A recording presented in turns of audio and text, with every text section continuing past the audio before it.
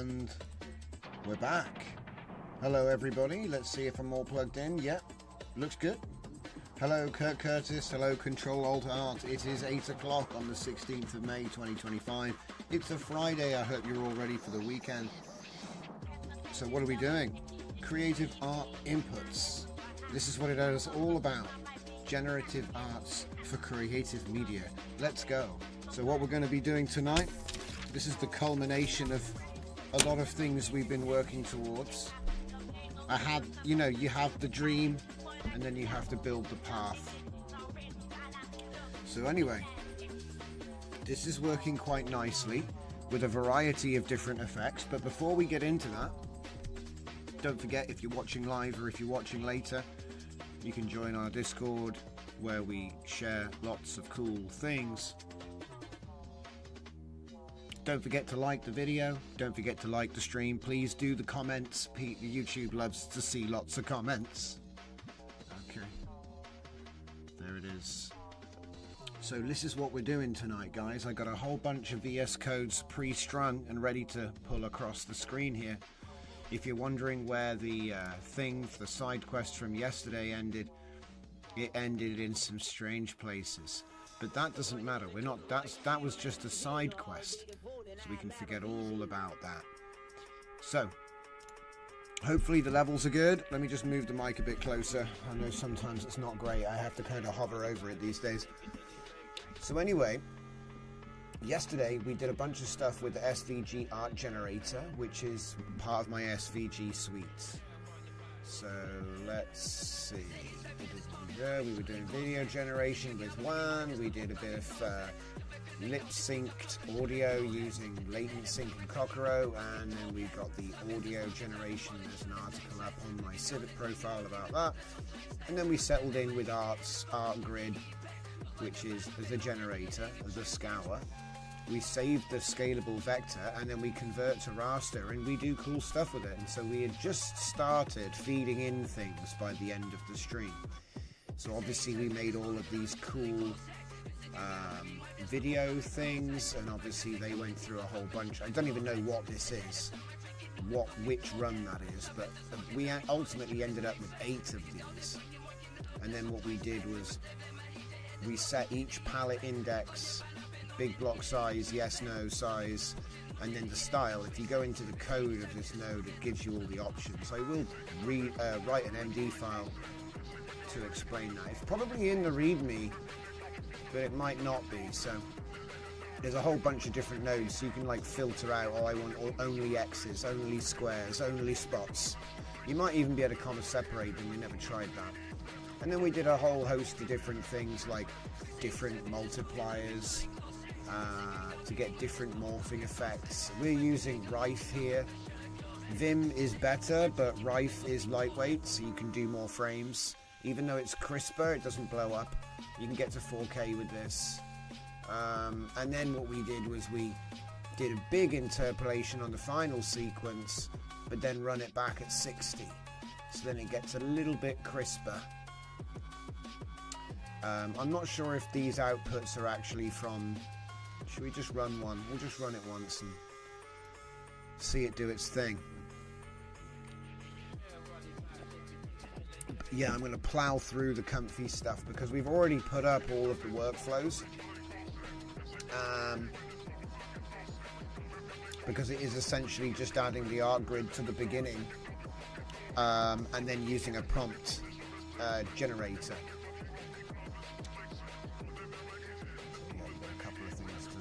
This is quite a simple one. Oh man, why did I decide to do that? What's it set to? I normally delete this now. It's just slow. Oh, it's on one. Okay, it's only on 1x. DJPEG. It's going to de-artifact it apparently. I don't think it does that, but let's see what it does. We can use that as like a restoration. Usually. So yeah, I hope you're all having a lovely Friday night. Get settled in, get yourself a drink, because like I say, we're going to be looking at a bunch of different things. Some of them are very experimental and explosive, others are not. This one's pretty reliable. I had to say it, didn't I? I had to say it. I take full responsibility for jinxing it. That was like clockwork. See? My AI Shorts tool should pull that out for a clip. I bet it won't, but it should. So let's go again, shall we? That's alright, the colours sucked anyway. Ah, that's a bit better. Holy Crayola.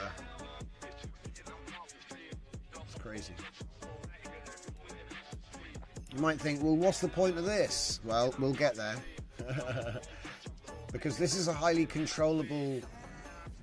It's not noise, all right? It's color shapes. It's highly controllable color shapes, and if you architect it, you can freeze the seed and have it. Well, maybe we'll show you. Maybe we'll show you. So okay, so that's what the end one looks like, 60 FPS. So let's open this bad boy. Bit blurry in the middle. This is why I prefer the advanced interpolation tools. But then again, this is probably running quite low res. Let me just check. And it might be that we're currently running, yep, we're running at 1024. So if I just change that to 2048. And then what's the upscaler at the end doing? 1.5. So we'll change that to 2.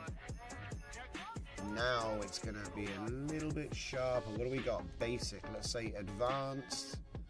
Bicubic bob is fine. I'll leave. Yeah, let's put the edge enhancement up.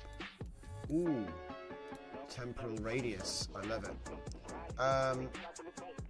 There is something else we can do. Oh yeah, that's right. I was talking about the filters. So for example, 0, 1,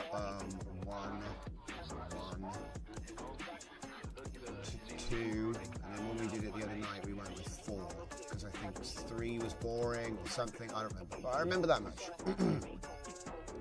So let's say we have big block 3 on the final. We have no big block 3, and then we have a big block 2, and this one should be no big block. Yep, and it would be a 2 by the pattern, but it's off. You know what I mean?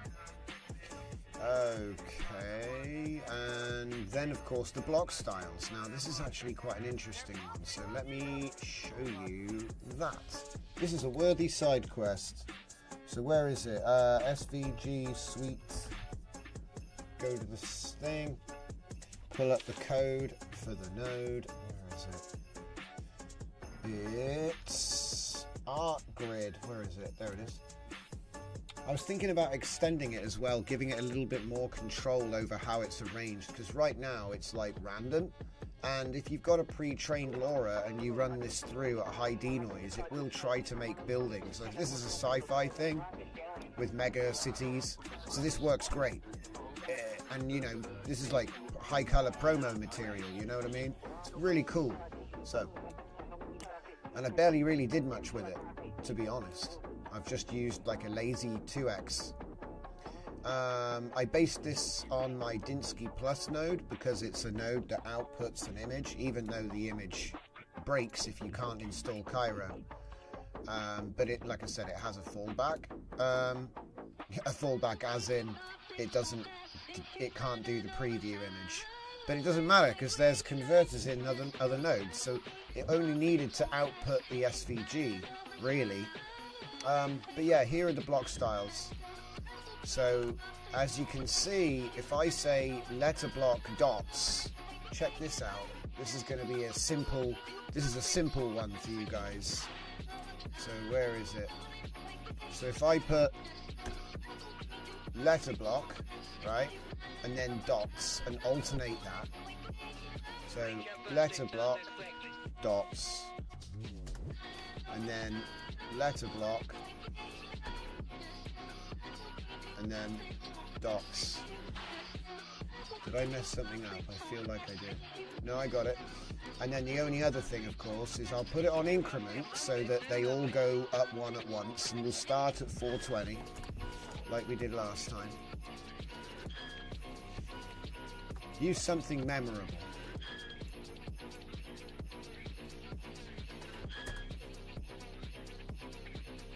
What the heck did I just do?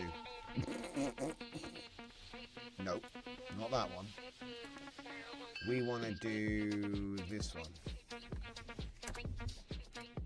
There. So increment 420. So basically, so they all step up at once. That's what I'm looking for. I wonder if I screwed anything else. Hang on, let me just double check here. Alright, I think that's nailed down. So what it'll do is it will use the color set to alternate. Oh yeah, what color set did we use? We're using nice right now.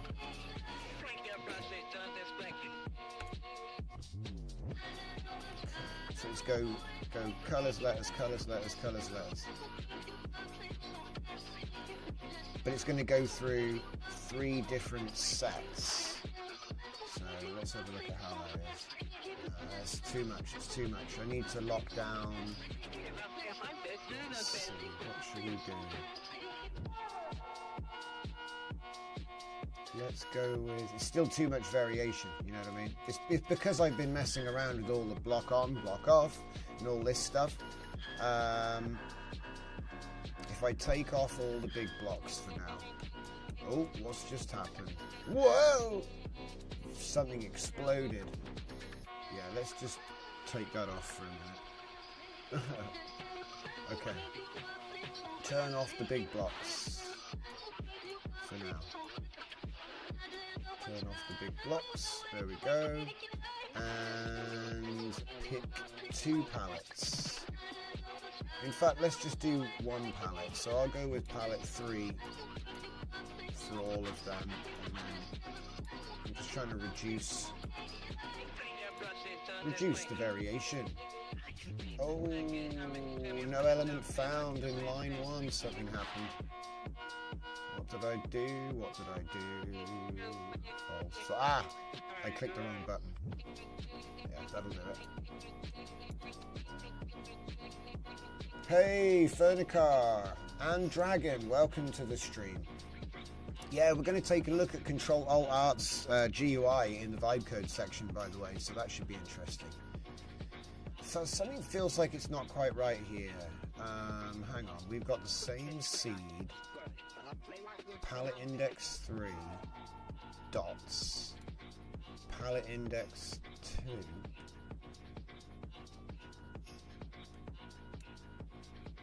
Palette index 2. I must have been clicking completely the wrong thing, because the palette index should be 3 for everything, so I must be like, you know, just reading it wrong. Go again. So they're all the same seed. The only thing that's different is it goes from letters to dots to letters to dots. So it should be, yep, now we're getting out, yeah. Okay. Because it's only like, you know what I mean, if you only change one thing but keep the seed on, it is procedural, so it looks like, there is still some change though, which is fine, but it's interesting, right? But it's going from one to the other, because you've got 2 states, and it's going do, on, off. Now, what if I said I want big block in the last 2? Because that's going to be a different thing, right? It'll be a different location.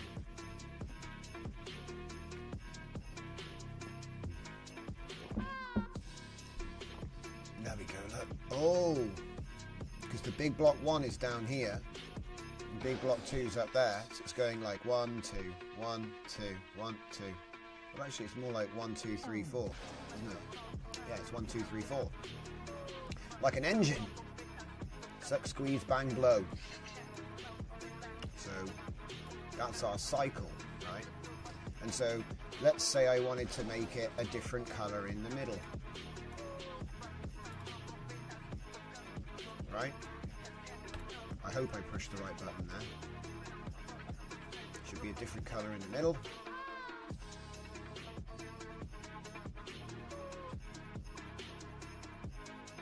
Yeah. Move the big block. And then obviously when you slow it down, it's a lot crisper at 2048, but it's requiring a bit more memory.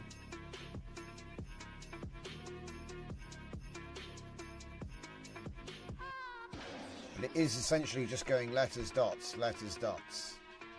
Yeah? That's cool. It's kind of like domino letters, but it's going through 2 color palettes. Right? And the nicest thing about this is it's fully programmatic, it's fully controllable, it's all coming out of one node, it's SVG based, so it's actually a big XML file that's being made. It's crazy, right? This is inspired by a blog. It was written in JavaScript. I converted it into Python, then we made, I think, a Gradio or something, and then we made this node. Control-Alt-Art has built some really cool stuff as well, which I love, and it inspired me to keep going with it. But the plan has always been to use these things that we're making to go into another generative process. For example, if I use my Empire Laura, this is a typical output with my Gash color set. And this is the nicest thing. This is probably one of the biggest things I think about with all this vibe coding stuff. Before it all, you would be beholden to what was available. And now I can just be reading a blog about some JavaScript that was made in 2019 or 2018, which everyone's forgotten about, frankly, you know what I mean? And credit to the author, I'm not diminishing it, I'm just saying it's like you can read something and go, oh, that's cool, paste that chat into the Claude, say, hey, I fancy reconstructing this fully in Python, can we make this into a custom node? And before you know it, here we are, right?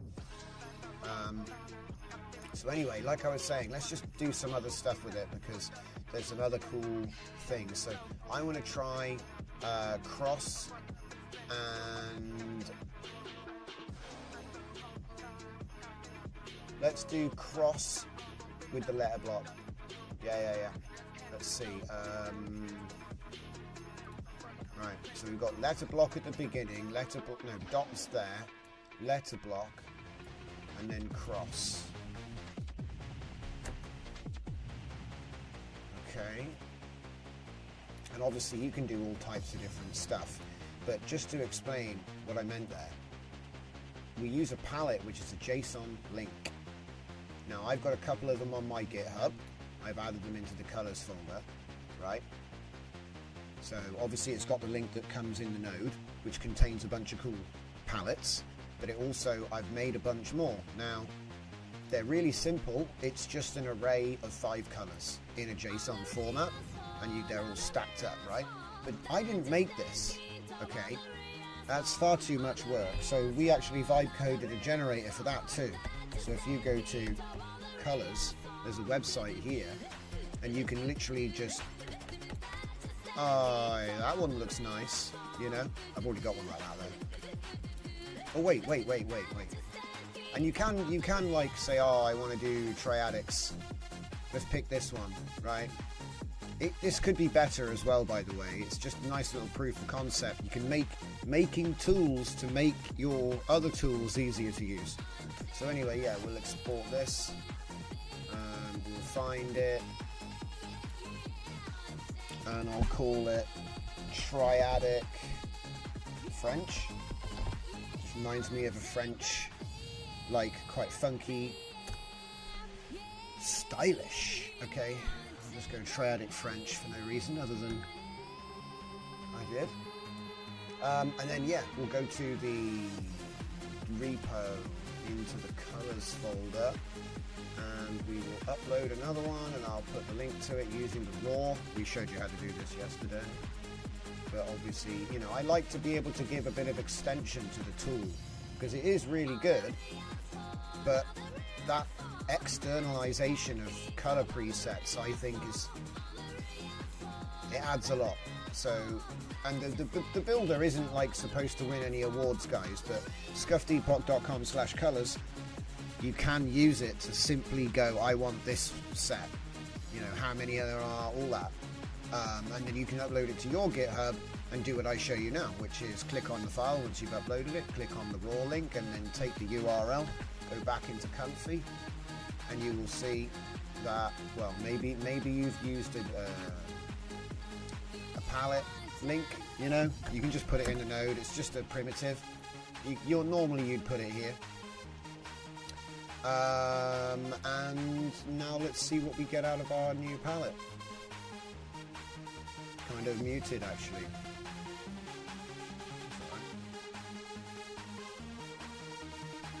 See, the last one is X's. Now, we haven't even got to the point of actually using these videos yet. That's coming. We're building up to that. For now, we're just using the images themselves.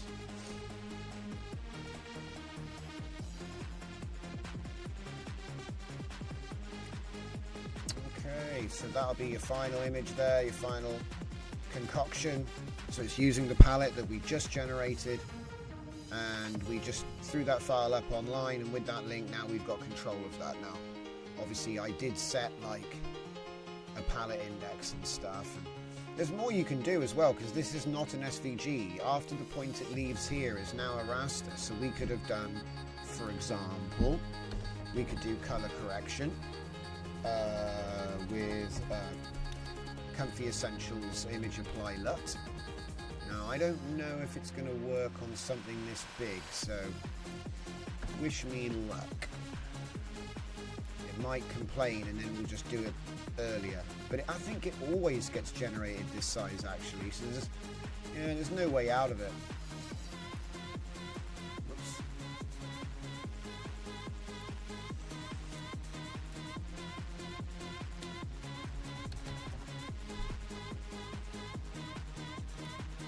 I'm going to use my D-Log V3 for this, and I'm going to use it at 0.3, which is probably still a bit strong. So I'm just going to run another bunch of them. They're just a different seed though, they're not going to be a different colour. So what I'm going to do, just to mix this up a bit, spoilers, I'm going to grab my, should we do warm purples, or we'll do Gash. Gash is always fun. There we go. Just a bit brighter, guys. It's the same kind of idea. It's just, when I say gash, I mean garish. On the eyeballs, you know what I mean? It's got that. It's got that color set. As I say, you can pick all of these different things, circle, opposite, blah, blah, blah, blah. If you just say all, I'm just going to use all of them. But it's interesting to point out you can do this. It's kind of just a liquefy interpolation effect, but I like it. And there's a lot more that we can be doing with this as well, with the companion, scan lines, lens curvature, VHS, RGB, there's so much stuff. Project file path works great on Think Diffusion, added it to all my workflows. Oh, that's great news, Crozer. Kewelton says, that looks wicked, nice one. Oh, thank you very much, guys. Welcome to the stream, so glad you could hang out. Like I said, we're going to be here for the duration. And like I said, all of these are up in their own SVG suite. You can get it. I recommend doing it manually, or at least pick the nightly, because I think they're overhauling the documents, and so they're not actually, you can't update at the moment. It's a bit weird. I don't know what's going on. I think registry is like doing some website updates, so I haven't been able to push. Ooh, this is the moment of truth. Can it do it? It doesn't look like the VRAM's overloaded. It's just CPU intensive by the looks of it, but yeah. So anyway, like I said, what I'm trying to do is I'm trying to programmatically generate shapes in a grid with varying differences of color and basic geometry, right? And then once we've got control of that, use it as an input. And then the funny thing is that the diffusion just figures it out. I do think we could do a lot better though, like, because it's essentially a form of noise generation, but it's like a sledgehammer, because you're actually throwing big shapes rather than little noise. But then when it gets denoised, it kind of like squints at it and goes, oh yeah, I can see some dudes. Like, the funny thing about this one, when I looked at the result, was the people that are most trained, the most trained concept remains, and they're actually a little bit better than usual. You know, there's a lot of attention and they're quite accurate, whereas the background has just been completely turned into this, like, it's almost deco. I don't even know what to call that, but I love it. It reminds me of Future Sound of London, like dance album covers they used to have in the late 90s. It doesn't look like what it is, but I love it. And it is an interdimensional saga, so Who knows what it looks like when you jump through a dimension? I don't know. RAM's at 50%. Hold on to your butts.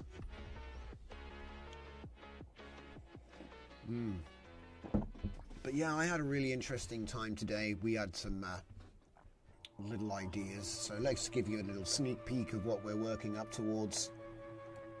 Something from one of our members, Mr. Control Alt Art. He's built something called Audio Reactive Video Animator, which I want to check out. It's got a GUI, looks super cool. Now, I don't know if he vibe coded this, and you don't even have to tell us, my guy. You may have made this by hand for all I know. You can't tell anymore. But the thing is, here it is, super awesome. If you want to take credit for writing it by hand, you go ahead and tell us. But I just don't want to misattribute it. But yeah, I've also got some which I'm working on here called DW Pose Fitness Tracker, which is actually a DW pose like the guy like me in here in the corner. But actually, it's for a webcam. And we're going to do some speed tests and see if it can even achieve 1 frame per second. The other thing as well is my TV show tracker is now available in Electron with a portable executable version. What does that look like? It looks like... I haven't run it yet, by the way. Hey, it worked. Isn't that good? I like the live reaction to it not working, so I deliberately throw myself off the cliff. But yeah, the way this works is really cool. Do you know what? I've always wanted to make this app. I know it sounds stupid, but I'll give you an example, right? Say I'm watching Mobland, okay? And I'm on season 6, for example, right? And let's say I use https www.google.co.com. Let's say I use Google to get my... Obviously, you would use whatever link you use. I would use Google. But anyway, once you've added it, now it's in your thing. Now, let's say I want to watch, I don't know, you know that really famous one on Bing.com? I think it's called Single Piece. Okay, let's say I'm on Single Piece and I'm on episode, there's only one season, guys, so I'm on episode 1503. Alright. If I'm doing that, it's still good, okay? So it'll take high numbers. You can easily do it. Now, this is the other thing. Here's my main page, right? Because the thing is, right, well, you got all these different shows. They're on all these different sites. Sometimes a show will come out and you'll be like, oh, did I even finish watching that? I don't even remember what episode I'm on. And sometimes it can take a long time for things to come out, blah, blah, blah. Maybe you're busy. You need a book version of this. Yeah, that's a great idea. We should probably just fork this and say book progress tracker, name of book, page number. Done. And then the idea is obviously, say I'm watching, oh, I finished this, I'm on season 1 now. You can just do it there, you know? Or you can say, oh, actually, I just binged 3 hours of Tom Hardy, for example. Mobland, great show.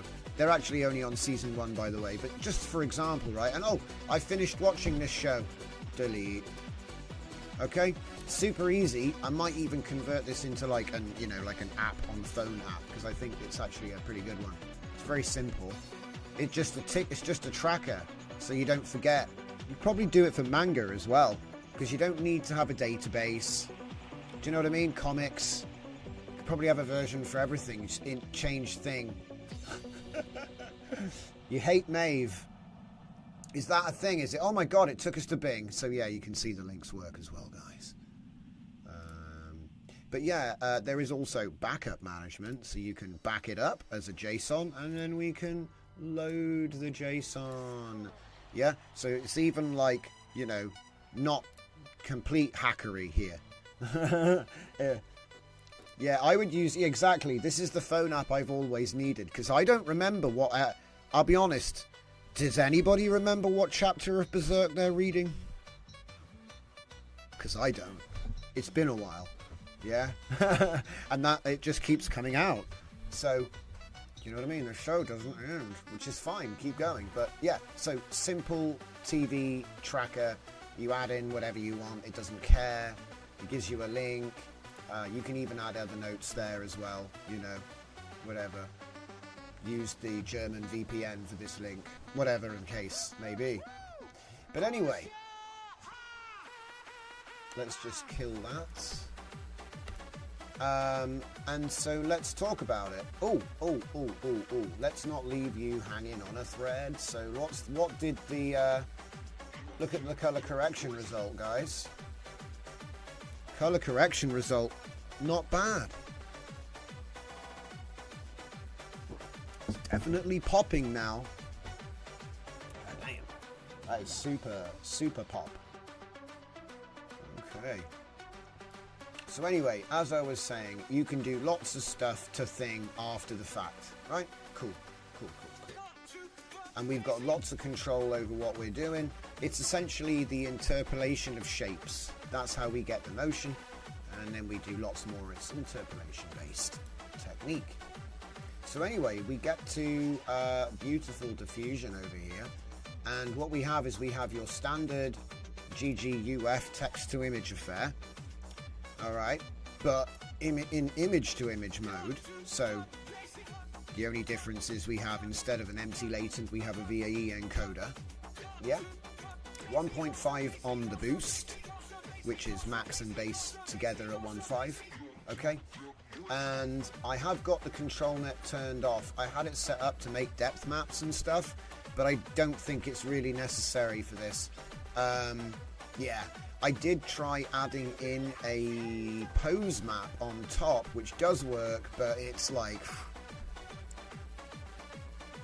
what we're doing, the characters kind of emerge.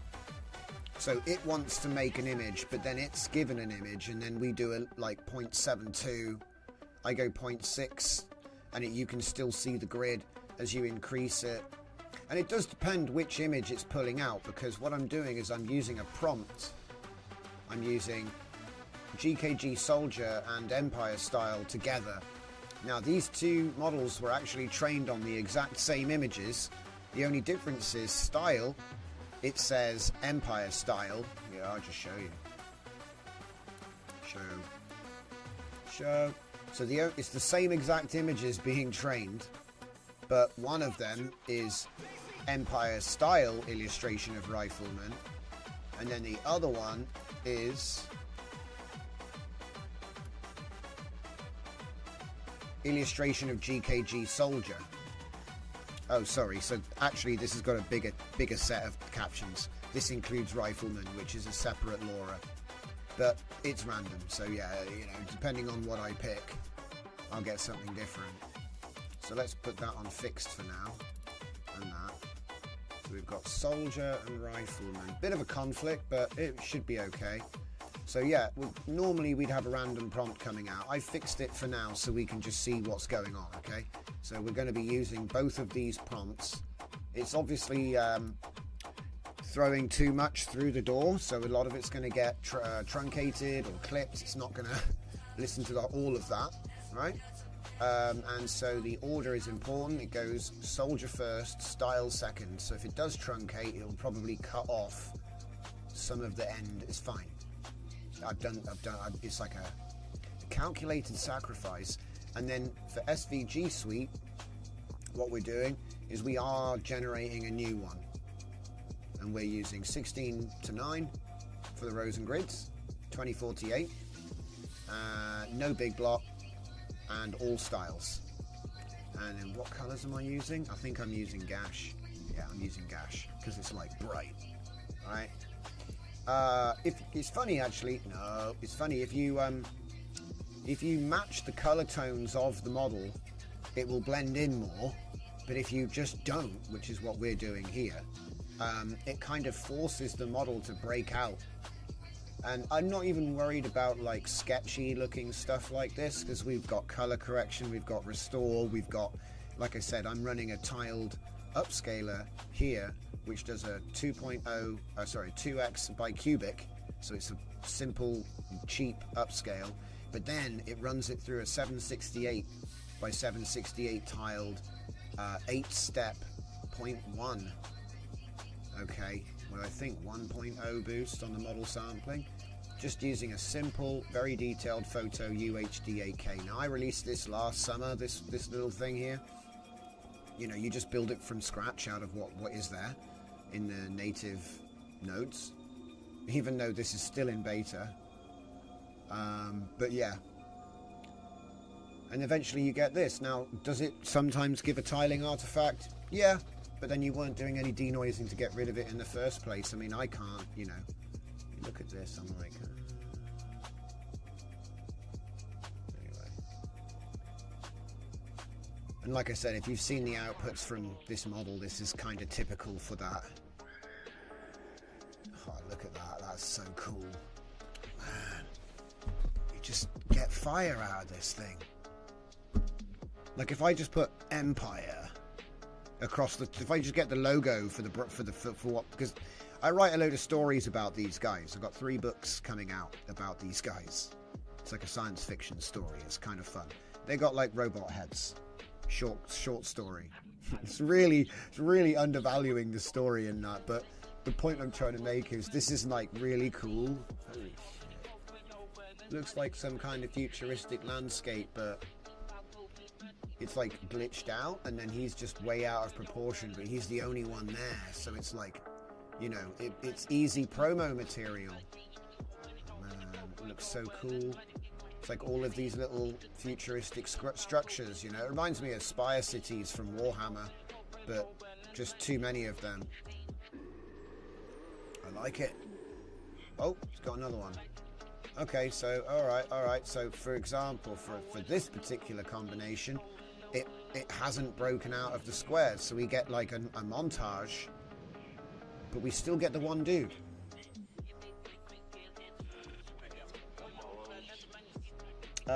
Electronic Music Art Collector says, "Hi Drift, the hot new shit is Wise coding with MCPs." That's interesting. When you say Wise, are you talking about the Wise installation tool? The Wise installer? You're talking about the most common installation package on the planet? Or are we talking about something else? Because I don't think many people know what this is anymore. I'm guessing you mean Wise like wisdom. Wisdom. But yeah, I must admit, if you've got a link, can you throw it in the Discord? Because the only Wise coding MCP I'm aware of is Tins, and I wrote it, so it's obviously not that. If it was that, I would know about it. No one knows what it is. It's fine. But yeah, we're making random stuff tonight, and let's give it the upscale now, and you'll see the difference. Much sharper, much more defined. I don't know, like, just in case you weren't paying attention there, this is a little bit blurry, a little bit vague. You know, it's there, but it's not sharp, yeah? It's fine though, kind of looks like a JPEG, compressed JPEG. Look at this, it's a lot crisper, but it doesn't have that weird, overcooked and occasional lines which are too sharp, you know, it doesn't have that. Vice. Ah, what's Vice? Drop a link for me. I don't know what that is. Off topic? No. Scrambling. I'm keeping an eye on the Discord. If someone can tell me what this new magic is, we can explore it. But I do have a loose plan of what we're doing. But the chances are there'll be time. What's that? MCP can connect with platforms and LLMs without rewrite all the time. The interface connection.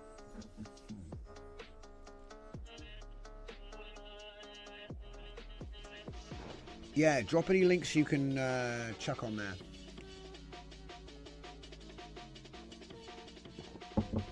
I take it is Vice an MCP? Let's just do a little thing here. What? No, not that kind of Vice. Hilma. No, no, no, no, no. All right, let's put AI in it. AI.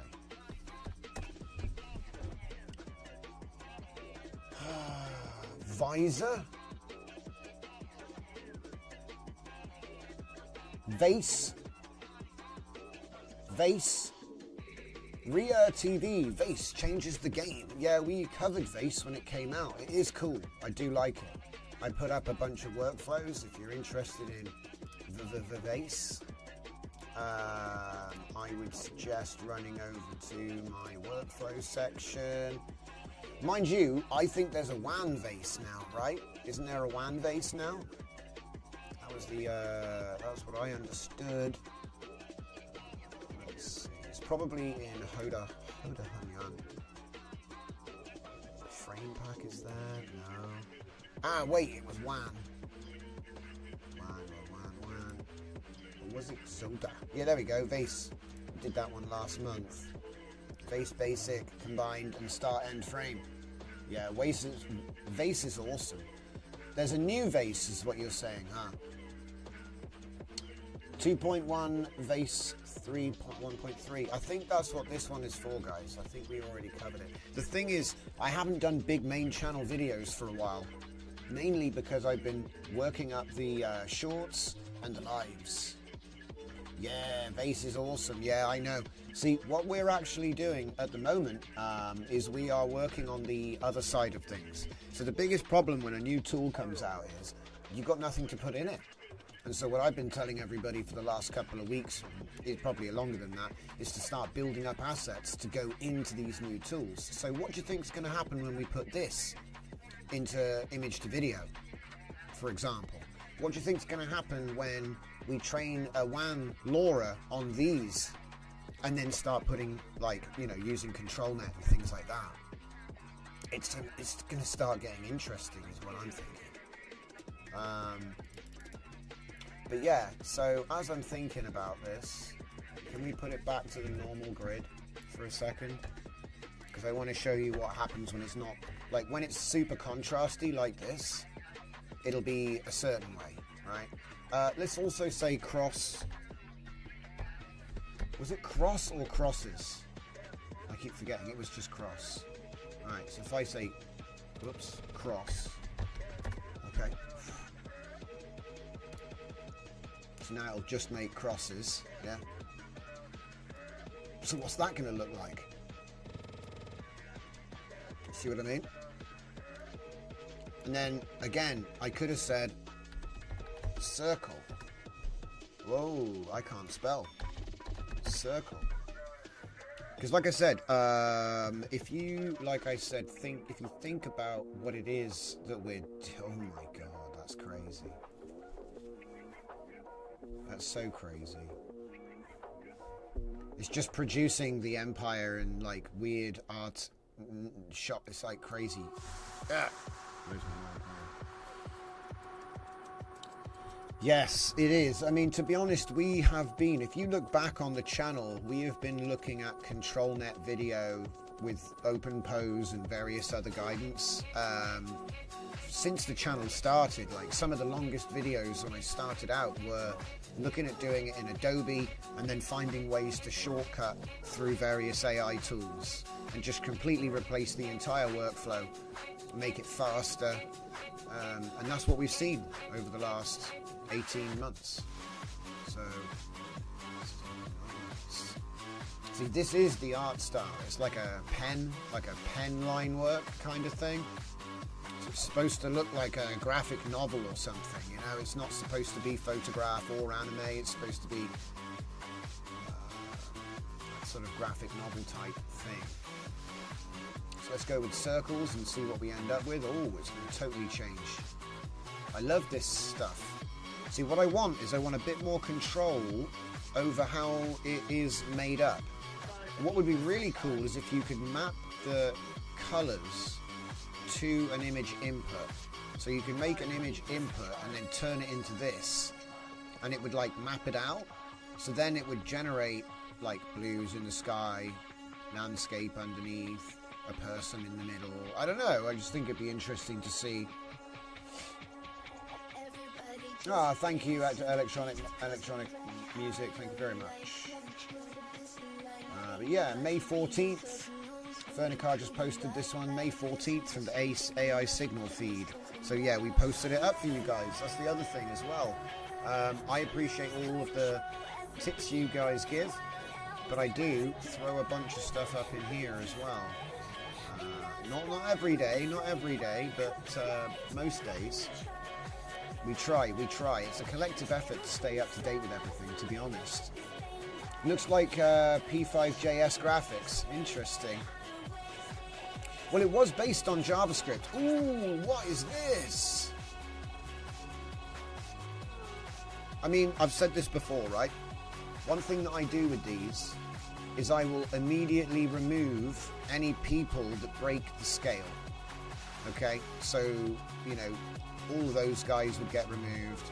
These 3 guys would get removed. I try to keep the little guys though, because like a couple of guys will always break the perspective, because there was no depth. We weren't using any depth. You know what I mean? It's just like chaos. That'll be interesting.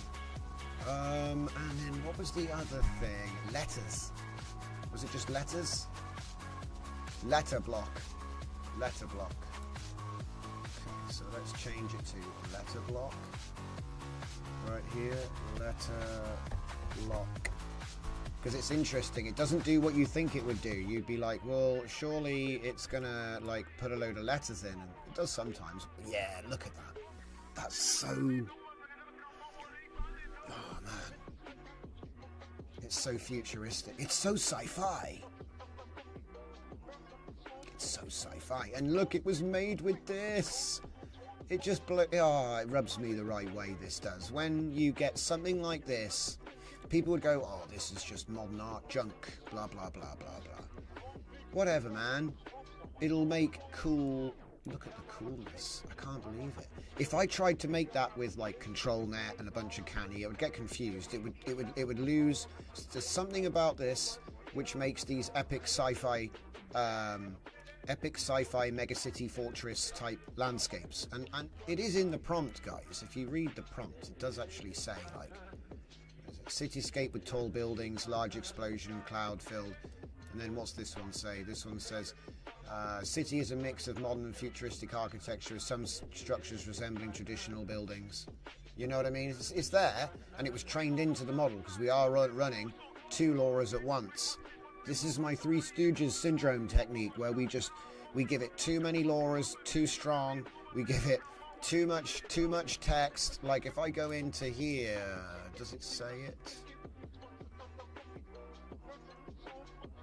Original text thing. Okay, so for today, it's not complaining about the length. All right, I'll hit text model loader.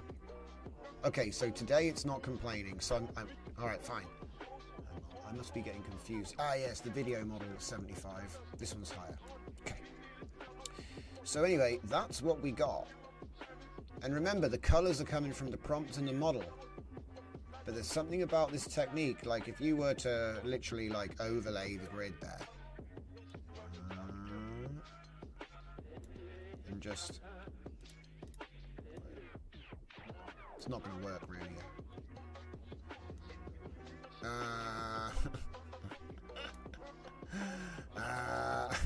Gutted. Johnson, what did you think you were going to do? What are you trying to do? Right. So yeah, I'm trying to like... It doesn't make sense. If you think about it, it's like, well, what's this about? But look, there's a bit of blue there. There's a blue thing there. It does kind of line up, but it's like not how you would think. Like you've got a bit of white and a bit of yellow there. There's a bit of sky. I mean, and then it goes blue. You get a blue building. I just think it's crazy how defined it is considering the grid, right? So, what are we getting next? We're getting orange next.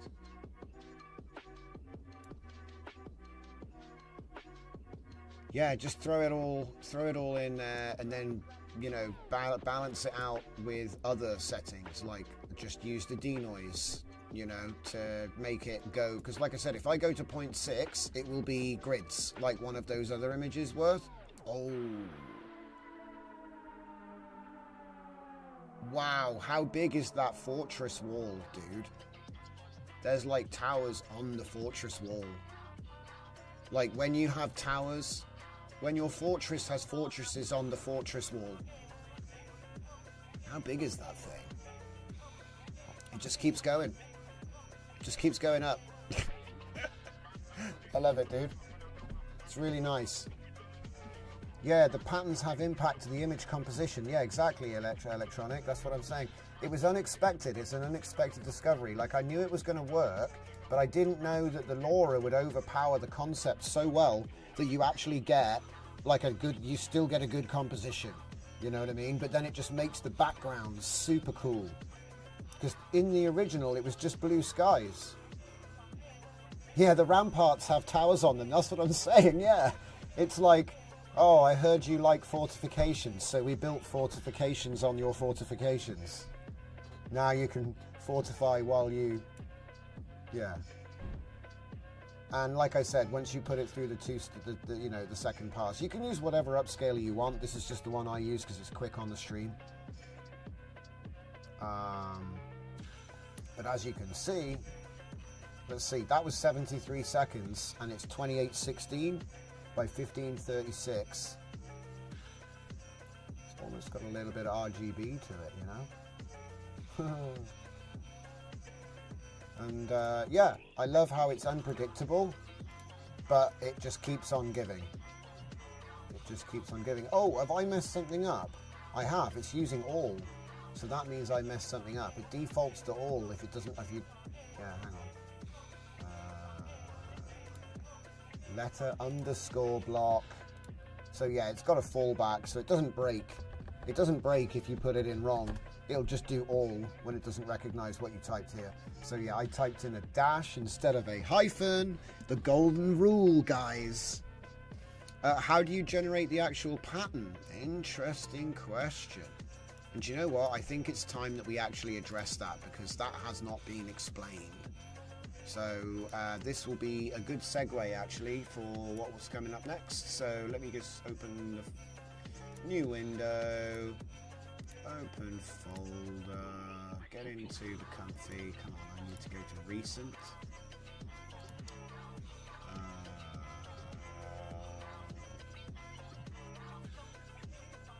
Where is it? How is it not there? Let's go in there. Yep, SVG suite, right. So this is like something which we always do. Get rid of that. Right. SVG art grid locked. So we'll get rid of this. All right. Now I've got a prompt for this. Now where did I put that prompt? Nope. Wait. Nope. Oh, nope. I'm getting there, guys. I'm getting there. Nope. Ah, wait.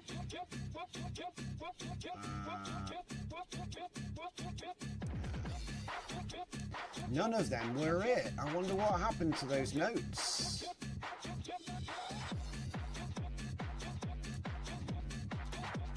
Slightly worrying. Hold up.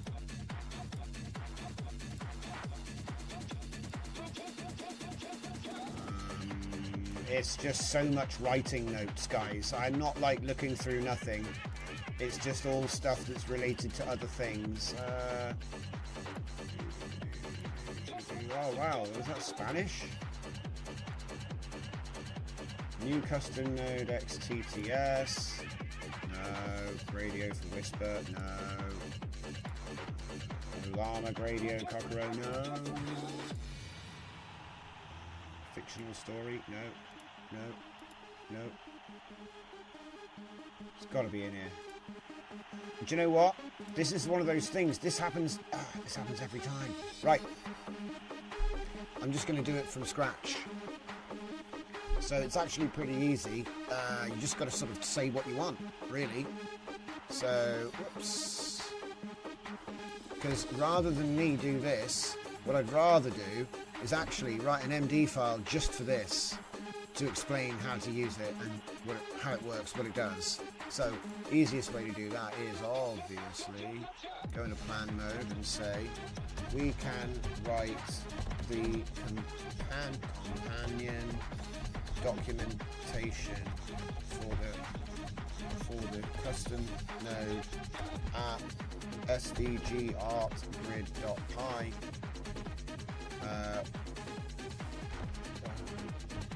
which will be named after the original script. Actually more words than just typing svgartgrid.md in .md format. It's actually like more words. So you can do it either way, really. Including, and then here's my bullet point list coming right up, which will be what this node does, how this node works, step-by-step instructions for the for use, which is kind of pointless actually, because it's like comfy UI. What's he going to do? It's going to be interesting to see what he puts there.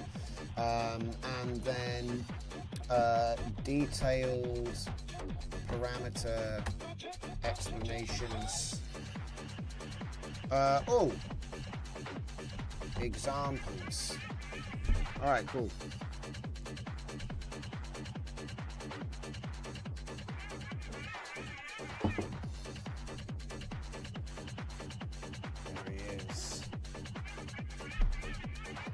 I'll create companion documentation. Cool.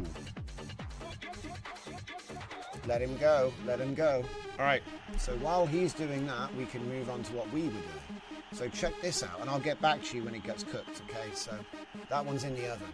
So this is really nice. We've got this impossible scale architecture. The geometry, it's understandable, but it doesn't. You know, it's like what's going on? We have our character, it's consistent enough. Yeah, sure, there's a little bit of weirdness going on, but he's got the bucket head, he's in the reds, it's good. Okay. It's probably the rifleman thing. It said rifleman, it's probably something to do with that. So what I will do, just to mix things up a little bit, is just put this back onto randomize. The other thing as well, right, something which we could do here is we could inject depth maps which actually allow us to control the other elements of composition, because right now there's no depth map, you know what I mean? But I'm not saying use a depth map from this, no. I'm saying use something like my depth prompt tool, which has a whole bunch of different depths in it. So we'll use Sharona for this one. So just to give you an idea of what that looks like, this would be a typical Sharona depth. She's the cave girl character from a different story, but just for the purposes of showing you what that looks like, we can shove that in there. I put that, sorry, I didn't really show that very well. I put that in the image node of the apply control net using Shaka Labs Union control net depth, and we're using 0.7. Okay. Right, so I'll just put that down there with this here. It's probably going to make a different one now. So let's run that. The worst that can happen is we get a mismatch, right? But now we're giving it some depth. So how is it going to map this? That's actually quite an easy one as well, because it's so faded. It's actually, that should be quite easy, I think. So obviously it's going to take a minute for it to load the flux there. So let's go back to the other thing and see how we're getting on with that documentation. So custom node, artistic grids inspired by Kandinsky. No, that's wrong. That's remnant code from I based it on my Kandinsky generator when I turned it into a node, so that's wrong. So it creates visually appealing grids of abstract geometric patterns using SVG scalable vector graphics. It allows you to generate consistent geometric patterns. I think I've already explained all this stuff, so I'll try to get to the bit which is like what you're asking me here. Okay, so how does it actually do it?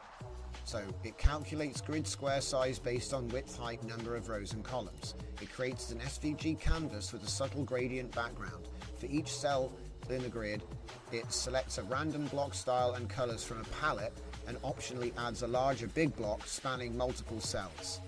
For the styling options, I've already showed you a bunch of those, and obviously when you have it on all, it randomly picks them.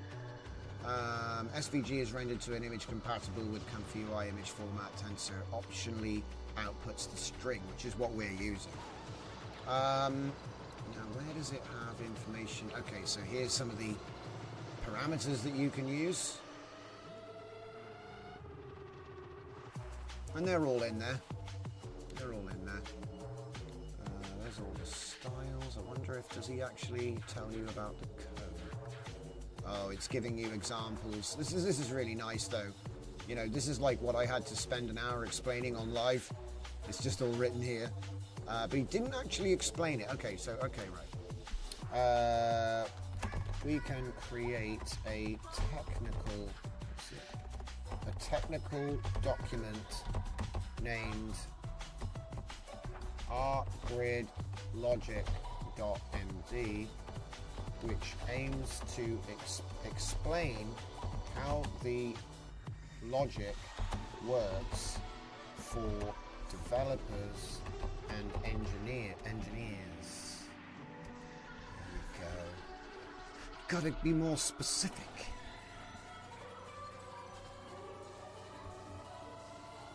Yeah, speaking of that depth map electronic, let's see how it came out. Okay, so the color map screwed us. And the color map screwed us, I'll be the first to admit.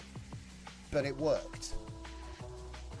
Remember that this is supposed to be making metal-headed British Empire soldiers, and it's ended up making a Sharona-like space girl. Let's go for a different color map, because that one was too tame. Oh, wait, what? This is going to be, that's going to be interesting. So this is what we're working with here.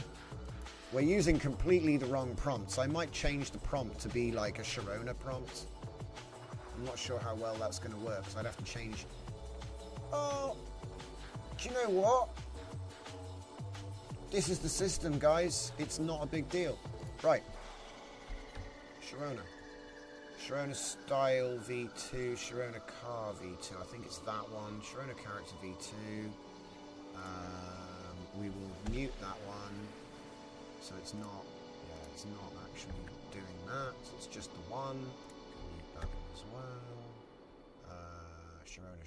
Sharona. And then obviously change this to Sharona Art Grid. I haven't even tested this, so it should work in principle. It's just a question of whether I actually pick the right bloody models. So we've got style V3 and character V3. So I'm going to do the same thing. Style and character. I'll put them both. Wait, that's wrong. Where's the style gone? Style V3, there we go. So I'll put them both in and we'll see what happens, because I'm actually trying to train V4 based on the V3 images, so Oh, wow, what? Yeah. Getting some control net funk as well. When I say funk, I mean funny breaks, funny foil-like artifacts. It's funny because it's trying to make sense of, you know what I mean? Because we've essentially given it garbage and said, "Oi, make woman," right? So I think I might be able to do better than this. Just a sec. Control prompt. It's all about alignment. So do we have a Sharona in here? We do. Right, it's time to do a quick overhaul. So all of this stuff, right? All of this stuff. We can simplify all of this stuff into prompt, depth, image. Oh wait, we're using this. Not image. So depth and prompt done, and we're using this generator for the image. Whoops. So that means we don't need that, we don't need that, and we don't need those. I know it looks like a mess, but just the purple stuff doesn't exist, okay? Whoa. Whoa. Whoa. We want it to match, yeah? Ooh, I probably should have kept that on so that I can see what I'm getting.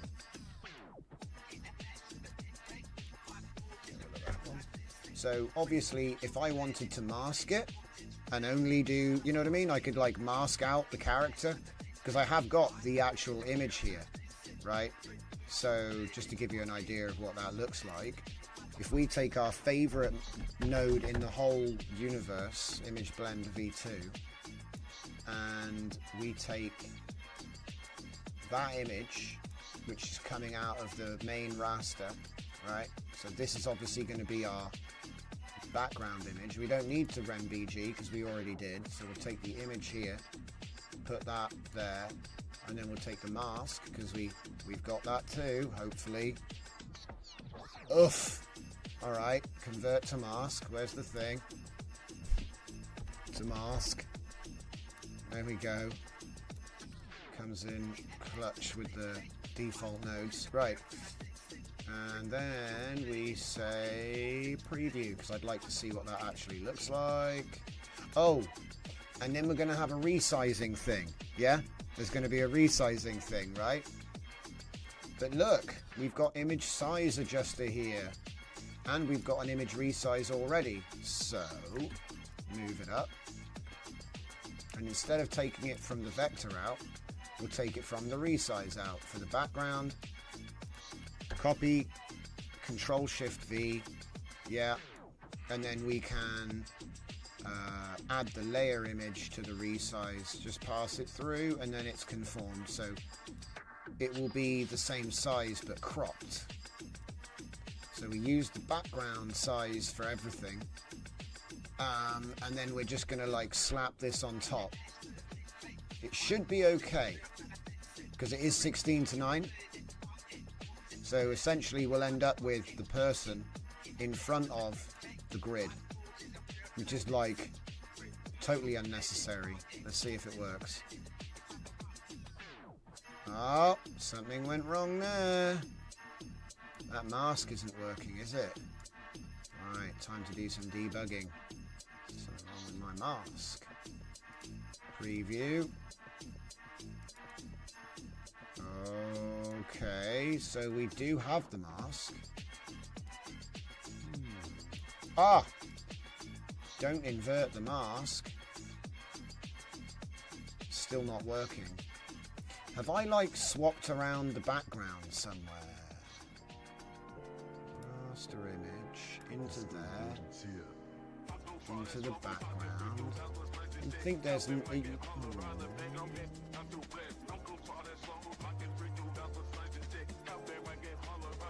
Well, that's weird.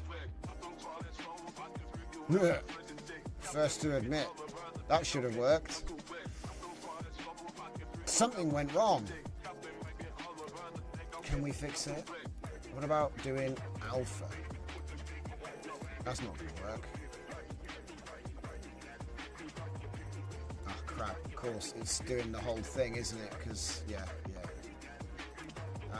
Right, cancel the upscale. And cancel the next one. I just want to cue this. Oh, right, yeah, so it's not got any transparency. It's not doing it. It's just giving me the whole image.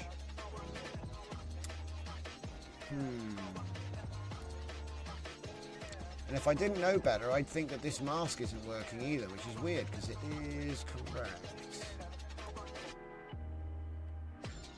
Ah, I know what it is. We've got to resize the mask as well.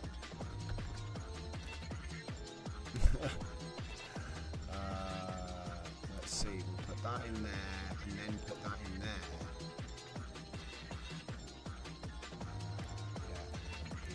Let's see what that looks like. 1408, there we go. The mask matches. I think what happened was, because the mask was busted, it just didn't do it. I'm guessing. Hey, I was right. That's what it was. It was a tensor mismatch, baby. All right. It's just like no one wants to touch your pickle. You can't scuff your tensors either. All right. So that is going to work. That's going to work great. Okay. But what's it going to do at such high D noise?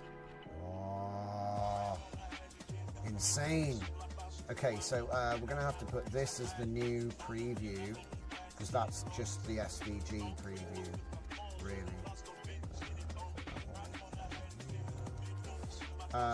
Right, so it's that now. This is going to be good. You see what I mean? Man, with not even, it's underutilization is what my theme of the year. There is a watercolor prompt. There is watercolor in the prompt, by the way, guys. It seems to be quite strong. So in case you're wondering why it all looks like tea stains, hey, I kind of asked for it.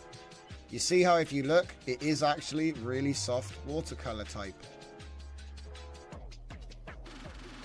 But obviously that was when we didn't have the person in the mix then. We've got the person in the mix now. Her face, by the way, has not been face swapped at this point. So this model was able to produce really consistent attire for the character, but the face was all over the place.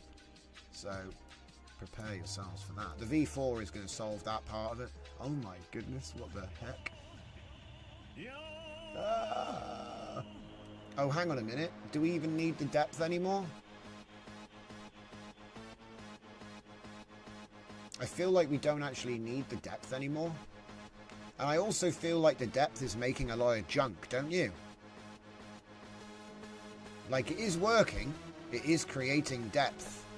Like, where is it? It is creating depth like it should. Yeah? Let's put this over there. That's terrible, dude. The clothes are great. It's almost like it wants me to now turn it down. Like, I feel like I need to use a different denoise amount on her than the rest of the image. Ah, wait a minute. Wait a minute. It was so obvious. I do. Wait.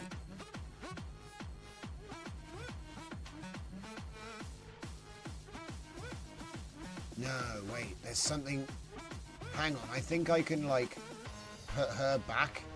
You know, you could, like, put her back there again. Put her over the top. Oh, wait. The upscaler fixed it, kind of. Not really. It did its best. I'm not sure if it's playing with the depth or playing with the denoise. I think both of them are valid routes here, but for the sake of not wasting the whole show on one concept, I'm just going to turn the depth off. Dragon says she's gone from brick dropped on her head to her face being dragged along the floor by a car. It's very graphic. You can tell why you're a writer, Dragon. So yeah, Electronic asked, did you try GSL shaders? One of my nodes that I made a while back now is called GSL filter, and it comes with a custom, but you can't, what the hell? It comes with custom. Ah, yeah, because these are all presets. Yeah. And the plan was to make a V2, which would have, you know, preset files that you could write yourself to extend it. But I don't think we got around to it. Oh, sorry, let's just show what they actually were again. They were grayscale, edge detection, Gaussian blur, pixelate, wave distortion, and chromatic aberration. The problem was, these are the settings. I think custom allows you to use them all. I'm not sure. It's been a while since I used that one. Ugh. That's not good. That's bad. Is it going to fix it? No. So, is this actually a good idea? No. I should probably just do it to the end. Just put her back on there afterwards. I'm going to try turning the denoise down for this one. I think it's just too high. 0.5, so it should go back to being a grid.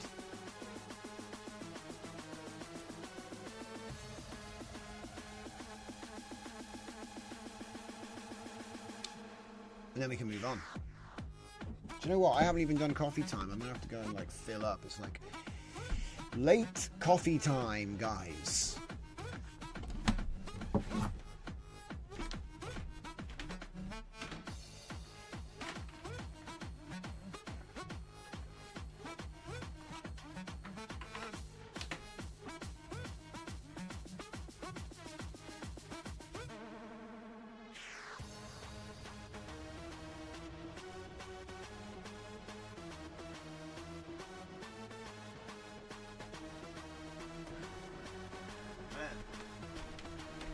Like an eternity. Oh, well that didn't work. What the hell? It tried to make, I don't know, it tried to customize the letters. Yeah, it definitely needs a bit more than that. I'll try 60 while I'm making the coffee. Try 64. Yeah, that was unfortunate. It's interesting though, it kind of made like a optometrist's chart. Not quite what I was looking for.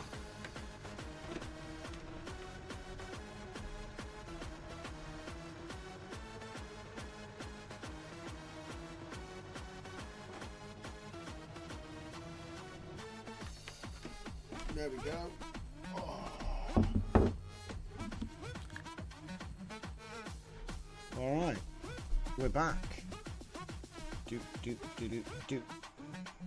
See, made like an optometrist's chart.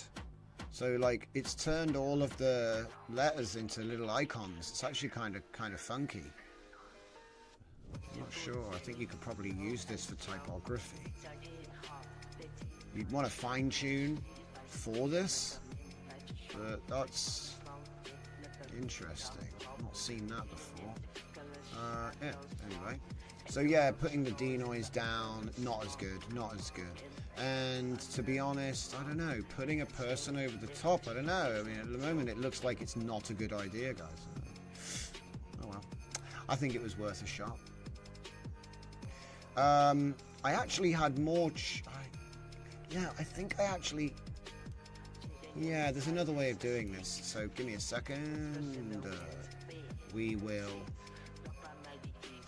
turn off this, or delete it. Yeah, just delete it. Delete it. Okay, and then we'll take the pose. Yep. And move the depth to the pose like that. Oh, I know what's going on. Oh man, do you know what I did wrong, guys? Back. Right.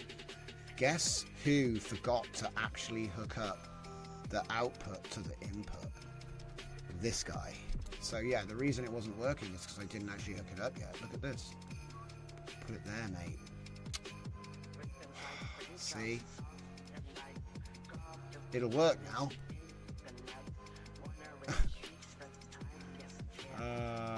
So bad workflow. I was literally about to abandon it. Okay, so yeah, let's go back up to 71, which is where I think it should have been. And we'll take another little look-see here. Do you know what? That probably means that the depth map is still good as well. I think that the depth map is turned off. Yeah, where the hell are you guys? You're just not plugged into anything. Right, so that needs to go in there. Yeah, of course, we're going to do pose next. Yeah, not yet. Right.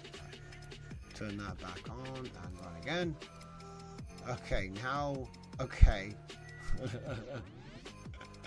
Is it better or worse? Hey, is this thing like...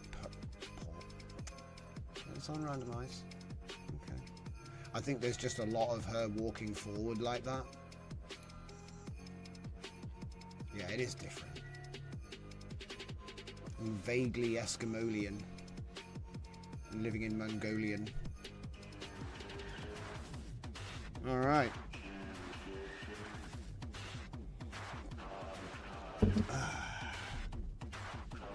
Dragon says he's going to strangle Grok. He just asked to make a prompt list of 200 prompts, more varied and unique. It deleted 180 and said, look, now they're unique. Well, it wasn't wrong.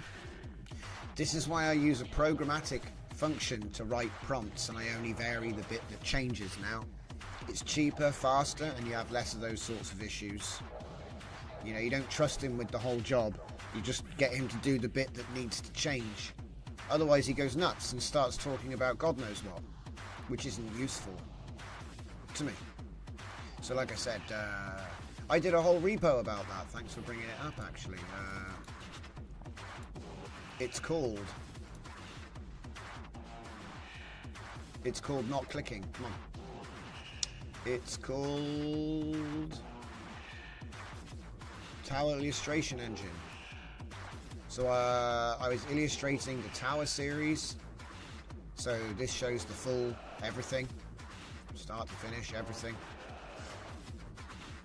And it effectively makes prompts for these characters in locations from the story. It did it by interrogating the story, and it like breaks it down into a template, and you can create markdown files to include new characters, all that good stuff. But essentially it only generates the part that needs to change. So if you see here, generated prompt, depiction of blah blah blah blah blah blah blah. So the character always sounds and is described in the same way for the outfit. So the only thing which changes is the character pose and his location, which is just the last part of the prompt. So like if I was just to show you there, that is what changes. All that is the same. It's about 75% over average.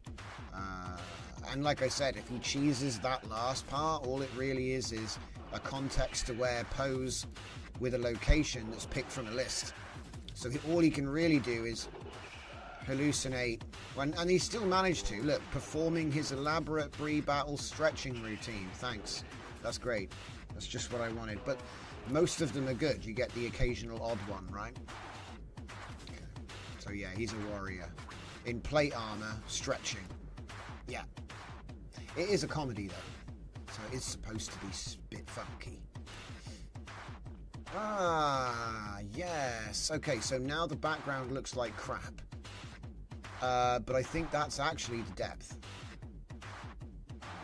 Because I remember the depth was always a bit wonky. So instead of depth, what we're going to do is we're going to switch over to pose.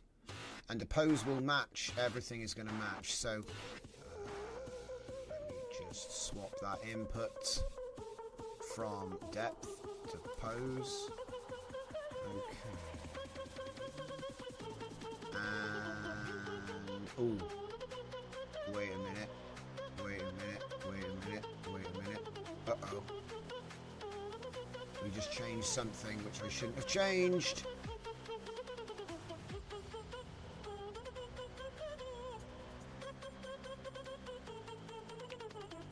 Maybe.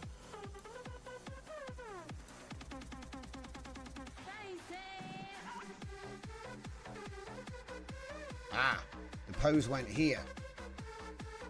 Right. So I have to move it to there. That's fine. But that also came out of there. Oh. That's supposed to be the foreground. What? Okay, I'm confused now. Stop. Mask, pose. Yeah, the pose isn't going where I think it's going. This is why I'm like confused. Pose.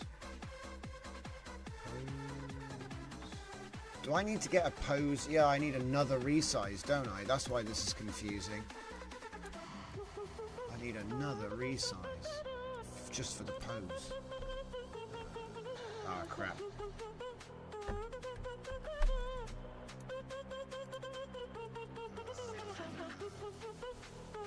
I'm going to build bloody resizing into it. The V2 is going to have resizing built in, so I can just tell it what I want, and then it's kind of annoying. Like 5 resize tools. Yeah, I could totally do the size internally on this thing. Have like an input height and width, and have it just change it. I'm sure that's going to be something that's easy to do. Right, this is very confusing now. Thank you for that. Me. Let's just run it and see how broken it is. Oh, it's not broken. That's nice. And we should be getting a nice, yep, a matching open pose. Okay, now, okay, I did change it to pose as well. Good. So let's see if we can unmash, because the background is being a bit special. It certainly didn't do that with Empire. You see what I mean? It just looks a bit mashed to me. Yeah, like I can face swap, so I'm not bothered about that. And it is supposed to be a noisy output, because it makes this better. But it's still looking a bit weird. It's definitely not as good as the other one was. Could it be the LoRa?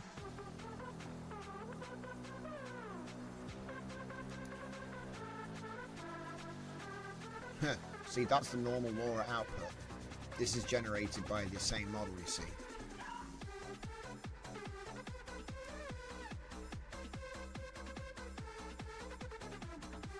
I'm going to turn that one off.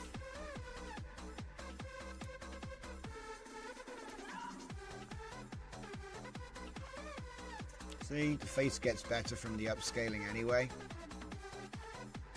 Still a bit ratty though. See, there's like dotted lines around edges and things.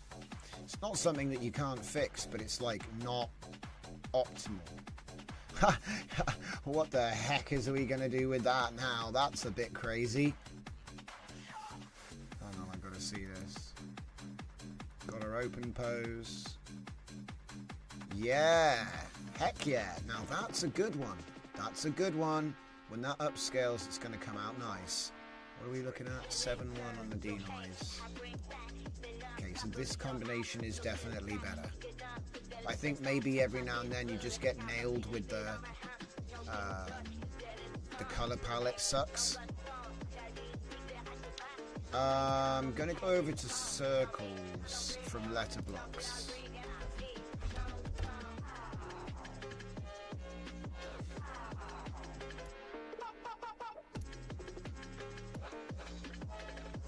Persistence was key.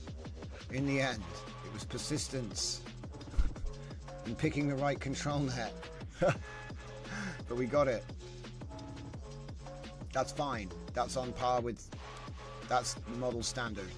It's fine. In fact, that'll swap real nice. We should probably save these as well because they're not bad. I like these as well. I don't think I'm saving them. I think that's just a preview. So I should probably be saving that as well in this workflow. But yeah, this is nice. It's kind of, again, it's like a little interesting promo type thing. It's going to give you a bunch of artwork. It's coming vaguely from the same model. So there'll be stylistic elements will match. Or should. You would think. Whoa, okay, now it's starting to cook. I think you just have to get the settings right. And now we're actually generating chaotic backgrounds using partially the memory of the model and then partially randomized vector shapes. Very different way of doing it. And it does offer a lot of control as well, so you can put a lot of intent into it if you want, and then it has a randomizer option if that's how you prefer to roll.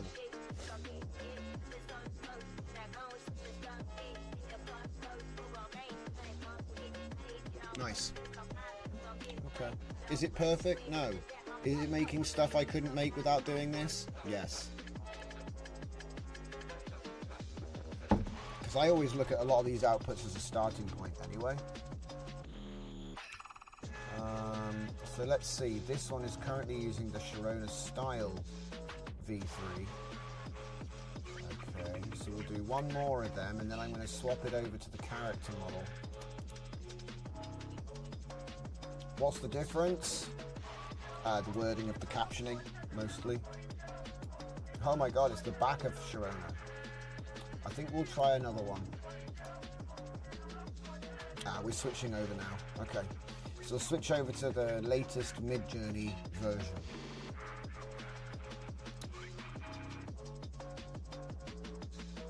I think that was done with like Omni using the V3. It's like a convoluted process. It's like sculpting. That's what I think. Oh yeah, I came up with a new analogy for describing what diffusion is and how it works, which is understandable by anybody. If you've ever spoken to a person in a crowded room, you might not have been able to hear what they were saying. That's like adding noise. Your brain can figure out what they're saying, but at a certain point there's too much noise for you to be able to figure it out. But you'd be surprised how much noise you can actually, still understand what people are saying. You can barely make the words out, but you can figure it out. It's not lip reading, it's your brain decoding the noisy audio. And by training, so listening to people talk in a noisy environment a lot, you can get better at it. That's fine tuning. So it's all very human, really, when you break it down. It's exactly the same thing. Oh, that's nice. That's actually really good. So we've got this ruined ruins. We have the flowers because that's in the prompt. She's in her garb. It's all consistent. It's not cooked. It's actually better in the face. See the character, the wording. It'll learn more about the character. All right. So while this is now cooking like crazy, I'm just going to let this one go nuts and see what it makes. And while it's doing that, let's have a look at the other things that we were going to look at. Oh yeah, he never did that. Let's let him get that other report for someone who asked. Minimize this. Right, let's have a look at my ones first, get them out of the way. So we looked at the show tracker, okay? My plan was to change it, but due to time constraints, like I said, the source code is all there. So if you want to check this one out, it's pretty cool. Like I said, you just download it. I already showed you the app. It's right here. A little bit worrying that it's forgotten my...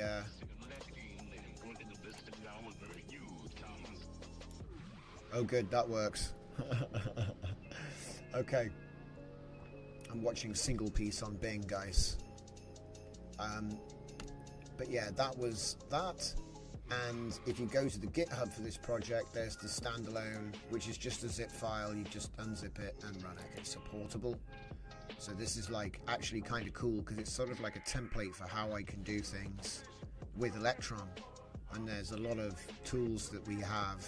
It'd be easier to make them into this. It's using that new style of app front end that we came up with as well, the new prompts. It's nice, Ah, yeah, you're going to make an Android app. Yeah, do you know what? I tried making an Android app in Claude Projects, and I never finished it because it had like 76 separate files. But I think that now I could probably revisit that And yeah, I agree. I think it might be more practical because it's like lots of little files, which is actually ideal for AI development. If only I could remember what the format of that thing was. It's like the Warhammer 40k tracker. I started making it on Android. Let me just see if I've actually got a repo here. Because it might be that I put it up and privated it. It might be that I never put it up. Oh, I know what to do. Type 40. Okay. Collection roster. Looks like it's on one of my myriad machines, because this is just the Gradio version. This should actually be an Electron as well. I think I might have a crack at converting this later, because it literally does the whole thing. It is Gradio. Oh yeah, that was it started off as just text, and then it became the Gradio, where you can load in your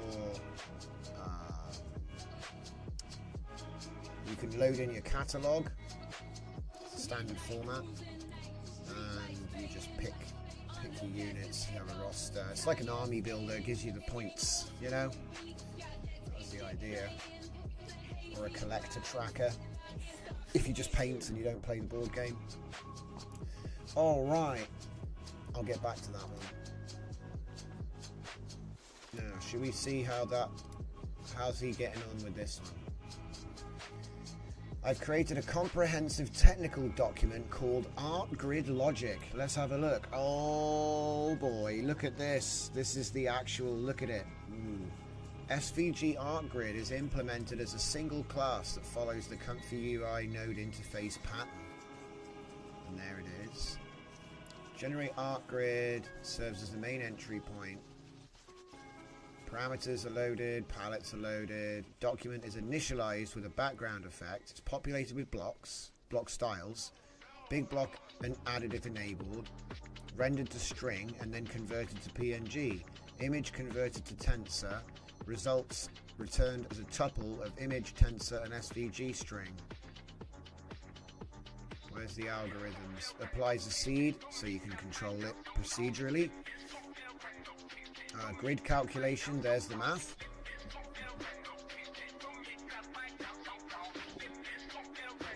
It's worryingly simple actually when you look at it. The color system, oh man, this is like totally breaking it down. I'm going to add this to the repo for anybody that wants to read that, because that's kind of, it's got more detail than I even understood, and it's mine. So breaking it down in a more technical way than I would have described it, but that's fine. We asked it for a more technical, do you know what I mean? So if I just upload files here and we go to here, there it is. Wait, when did that change? That hasn't changed forever. What? Okay, it was yesterday. Right.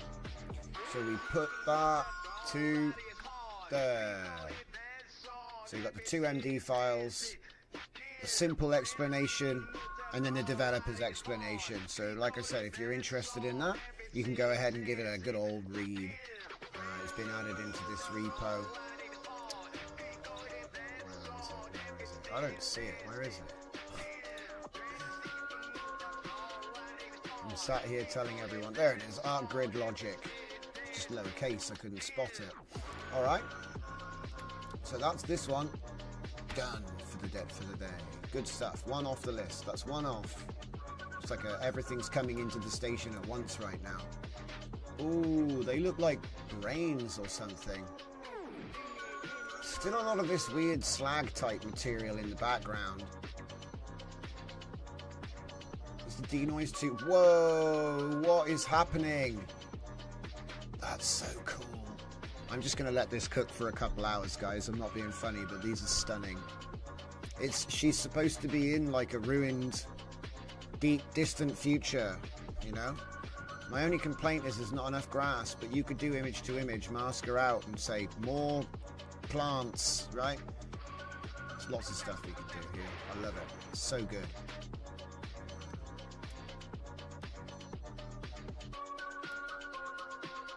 What? So it was this, and that clearly means this.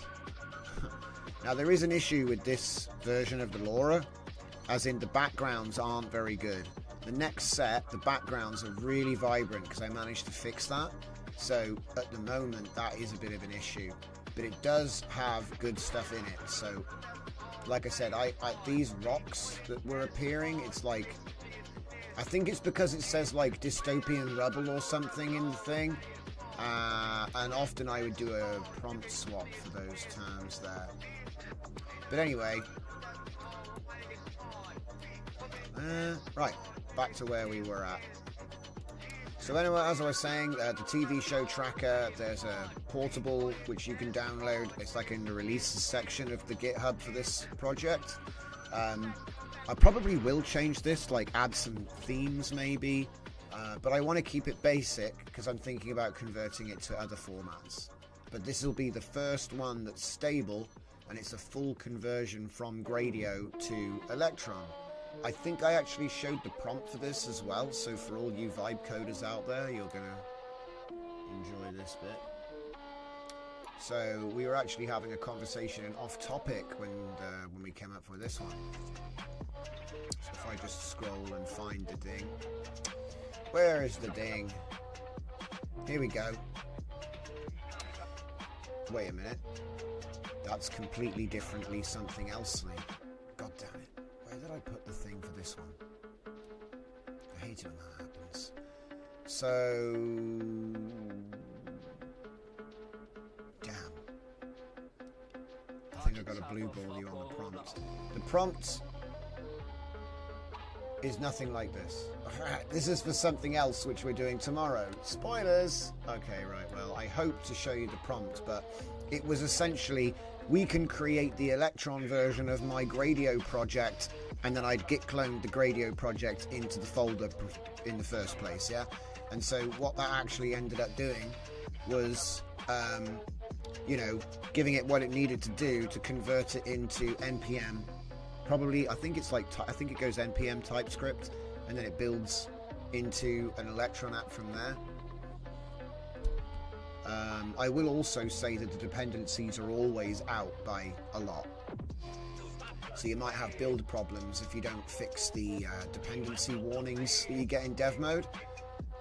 But I didn't, and it works. So yeah, warnings are warnings, guys. Don't worry about it. But if you fix them, then I think that the app will probably be like more stable. So that's that. So we've done the show tracker. Cool. So let's see. Yeah, we got time. I will do the pose tool first, and then we can finish up with Control-Alt-Arts Web UI. So this right here would be my pose tool. Now, what it does is webcam live DW pose. That's the idea, right? Now, I don't know how quick it'll run or anything like that, so... wait a minute. That's weird. Why is there a setup pie here? Why is there a setup pie there when it says go cd in here and then do pip install e? I don't like it.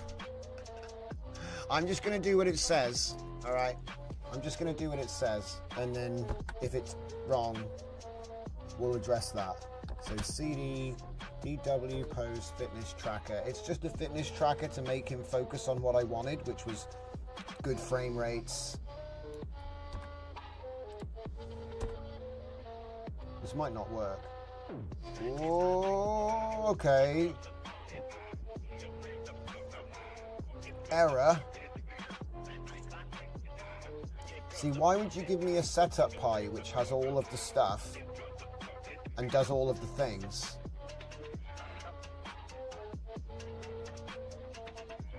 I know how to fix this.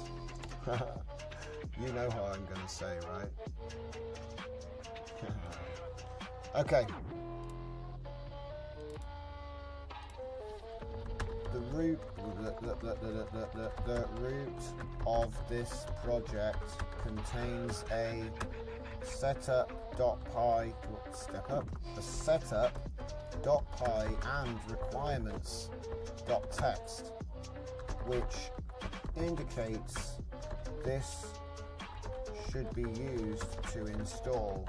However, the instructions at README indicate to do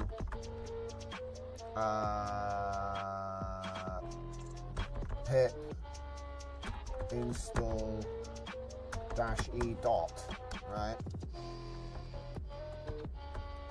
From inside at DW Pose Tracker, just the folder, yes.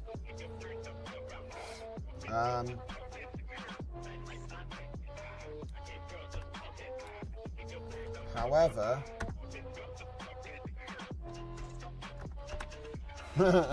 that's a conundrum. You got to do a backflip. If you can do a backflip, you'll be allowed in. Wow. Well, this is working now. It's giving me loads more little bits of detail that I wasn't getting before because of the grid. And I bet I could make it more pronounced by turning the denoise down, but it will eventually turn back into the grid again. Wow, look at that. It's like proper trash now. Proper junk. Sci-fi junk in a prehistoric world. What does it mean? It means it's the future.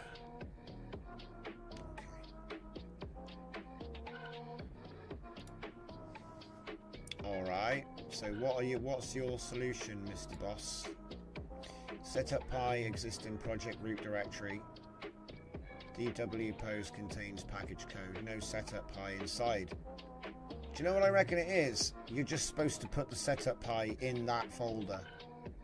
Add a setup pi. Do you know what? I've got an idea, guys. I feel like he's like farted, cognitive farting, basically. So this is my proposed solution. Ready? Ready. There we go. Haha. Stop that and do it again. Yep, that's what I thought. Oh, something didn't work. Oh, numpy. You got numpy problems. Is this a VNV? No. No such file or directory. I'm just gonna tell the man. I'm gonna tell the man. I said, we have resolved the initial problem by moving all the files into the... Come on.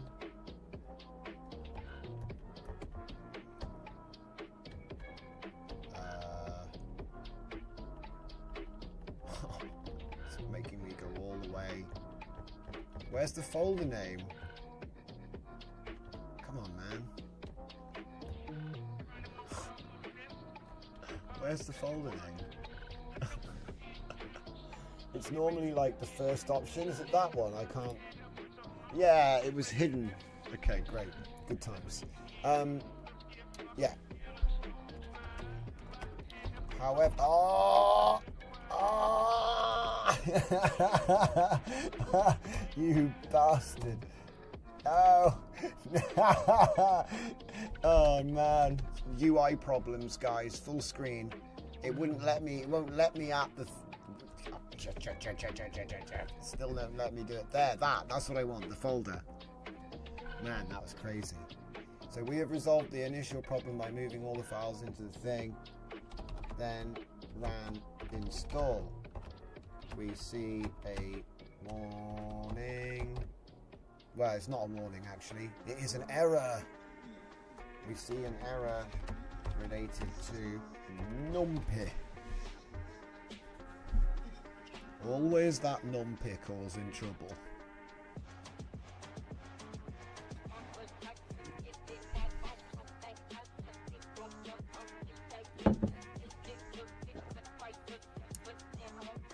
First, we'll try reinstalling numpy separately.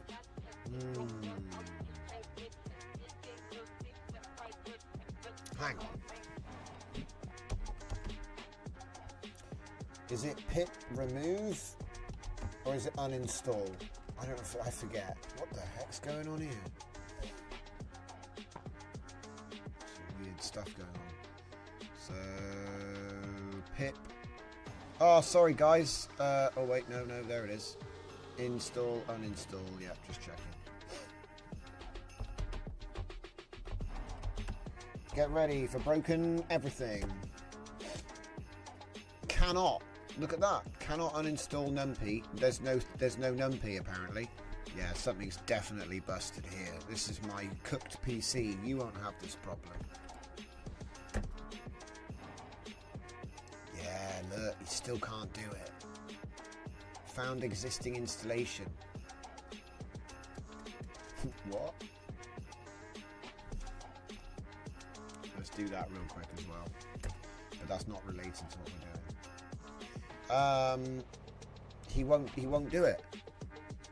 No record file found. But it says it is found. This is so weird.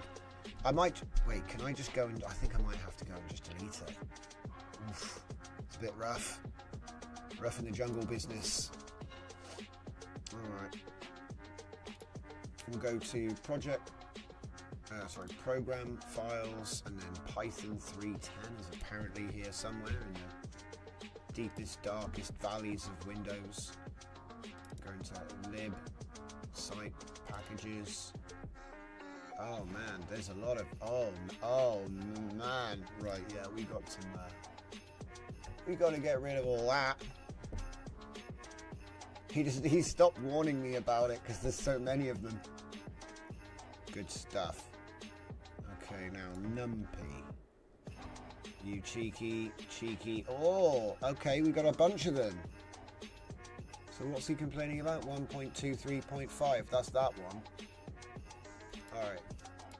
Oh, Right, well, do you know what? I'm going to do the dangerous part and break everything. For science. Okay.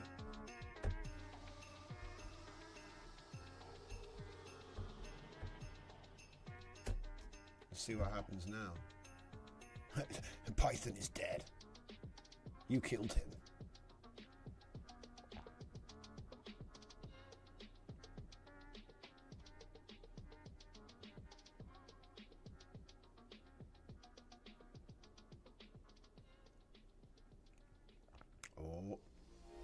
It's downloading a lot more stuff now. I shouldn't have said anything. Torch side can only be used. Numpy. Okay, so there's an error. Let's have a look at this. What's going on here? Requirements. It's complaining about numpy again. Is there a star at the end of the numpy? No, it says above 1.121. There must be something somewhere else. In here, maybe? 1.2, 1.0. What are you talking about, star? Is there something somewhere else I've missed? How annoying. Wait, the Pi project? It doesn't have one. I'm just scouring for wherever this error is. Apparently there's a star somewhere. I'm not seeing one. What are you talking about? Wait a minute. Is that more broken stuff? I thought I got all the broken stuff. Torch.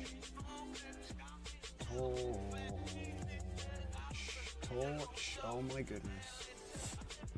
That's a lot of torch. So which one is it that it's got a problem with? Torch SDE. There.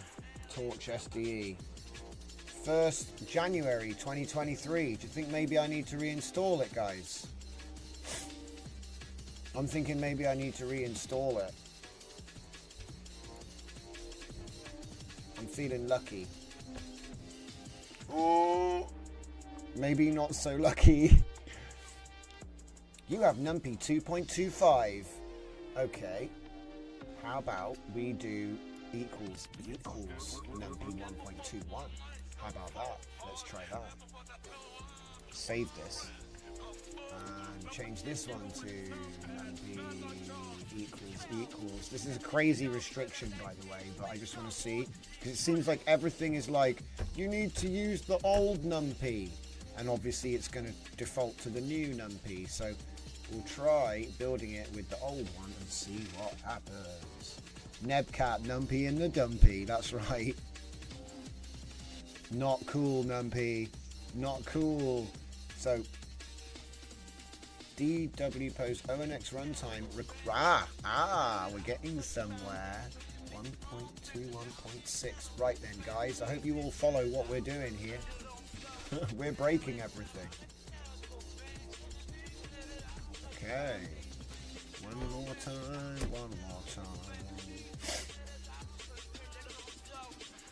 What's going to break next? We had to do a little bit of open heart Python surgery. That was fun. We juggled some NumPys. Let's see if we get rewarded with another error to fix. Skippy, NumPy, and Koopy. Do we have Koopy? No, we should have. We're using OpenCV Python, so why aren't we using Koopy?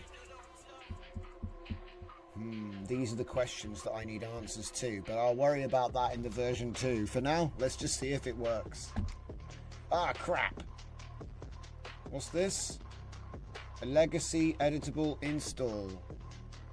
Ah, crap. We were so close. Albu core request. So basically, it's like a mad pip resolution thing. So it needs to be NumPy.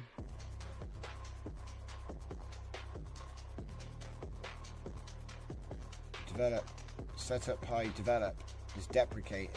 Possible replacement is to add pi project, enable pep 517 or setup tools 64. Look at all this crap. Running setup pi develop. Okay, so yeah, this is like Chucky. We're in cheese land right now. Okay.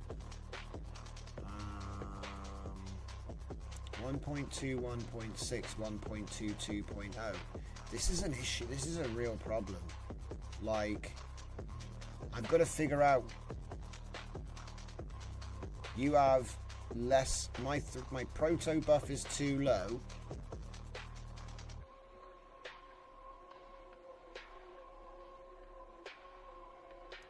Alright, put it back to a greater than. That's not the move. Probably have to do like a lesser than actually, and then have some other number there. Got to figure it out. TensorFlow. Wait a minute. Hang on. I'm not even using that. Google Colab isn't in this, so it's like incompatible because it's for something else that I haven't used for ages. Yeah, more problems. I was rewarded with more problems, guys, but now it's like a puzzle. Look, it's like everything's incompatible, guys. I know what to do. It's obvious. It's incompatible with other stuff. So in that case, what we're going to do is we're going to go create an install.bat, which creates a VNV and then installs the setup what was it? Setup pi. Yeah. Setup pi. Creates a VNV. I have to be more literal here. Activates the VENV and then installs the setup pi as shown in the readme.md.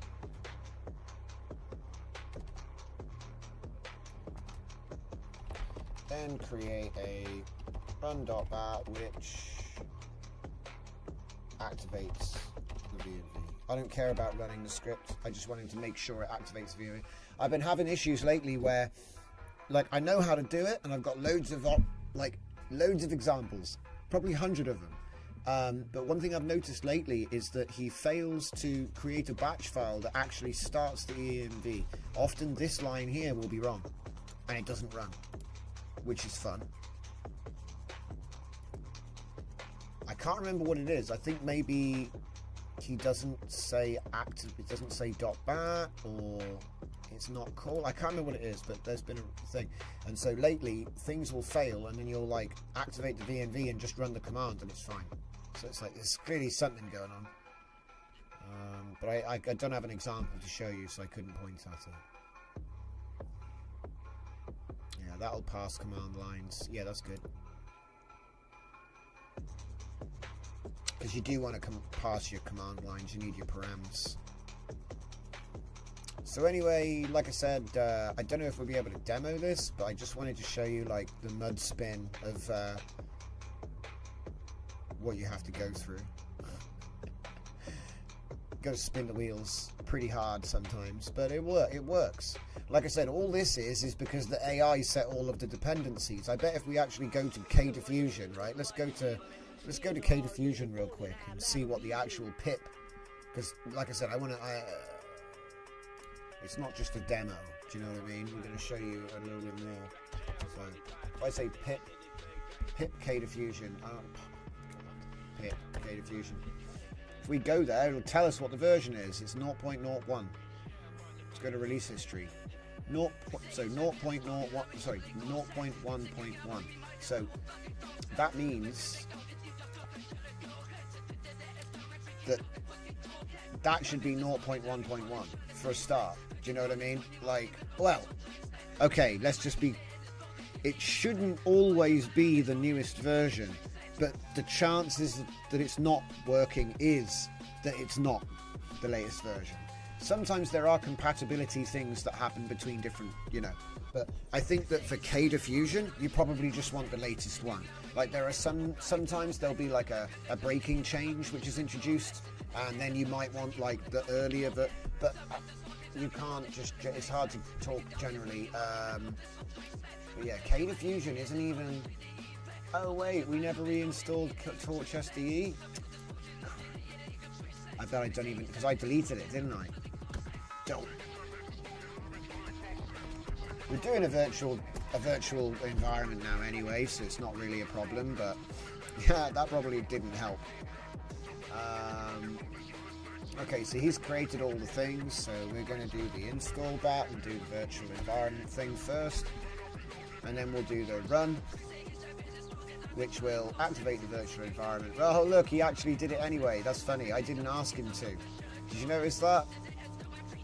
I said just activate the environment, because I'm too lazy to type this, that's all. I just feel like I've typed this enough times in my life. That's all. You'll get like that once you've done it 20,000-30,000 times. You'll be making batch files like me and just using the same one over and over again. Just disdain. Utter disdain for the same. Like you've worn out the keyboard from typing sudo. You can't see those letters anymore. They're gone. Some say it was the noodles, some say it was hard work. So we are installing good stuff. And like I said, the reason that a lot of those incompatibility problems were happening is because it was trying to install the system. See, a lot of people say, oh, it's fine to install the system. And it is, if it's only a couple of things. But you have to contend with the version of everything else on the system, right? And so over years, that could be a lot of different cross compatibilities it's trying to figure out. And a virtual environment is clean. It only has what it needs to run what it needs, so you have much less things. I mean, it could still have a problem though, because like I said, the AI generated our requirements, therefore they're probably all scuffed. They're probably all scuffed, guys. Let me look up something, because obviously Torch isn't 1.9.0, it's 2.7, right? And typically, I don't put a number on Torch Vision, because otherwise, you know, I don't know which vision necessarily goes with which torch. Could be, so, like I said, often I'll relax the requirements, so it's like, it's just, you know, you just get rid of that. Relax, let it figure it out.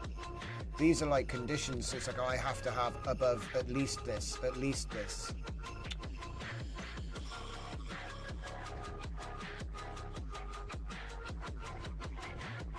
Oh, it's got time to break again, guys. There's still plenty of time. I want to see more breakages. No, see, now I'm tempting fate. Like, I just love solving the problems. That's the thing. Oh, look, it works now. Isn't that amazing? Right. Probably want to type, actually, not there. Let's put that back to normal, shall we? Right. Run.bat. And problem. Module not found, no module found. Oh, I've never even set up a config, have I? Headless? No.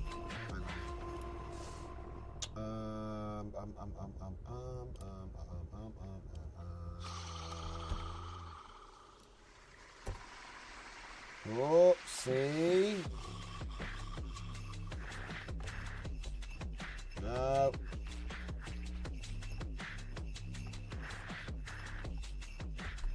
Haha. Now it's working. Right. That's what I was talking about earlier. Call is not recognized. So you're boned. It is what it is, man. Gotta do /. So, like, you know, I could change this to, like, well, I'm not going to, but, you know, you could change it to, like, /. In fact, let's try that real quick. Because deactivates. Right. So if I do the same thing, bat. No. Wait a minute. Is the black thing mean that it's enabled? Because if it does, that's really crap. Does that mean it? I'm used to it saying this, so that's how you know. Okay, deactivate. Doesn't know what I'm on about. Yeah, so no. See what I mean? That works. Activate.ps1 works. We are in PowerShell though. Anyway. So let's see if it actually is still broken in the same way, yeah?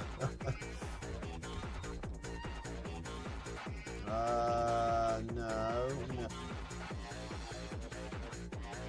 What? Why is there an exe in here? I don't remember making that. What? What? Yeah, if you do what you typed, Dragon, it'll automatically use the best extension. It doesn't matter. Like, you bash and you don't have to put the extension in. And if you're on Linux or Windows, it'll just run. Obviously, it has to be the right system, but yeah.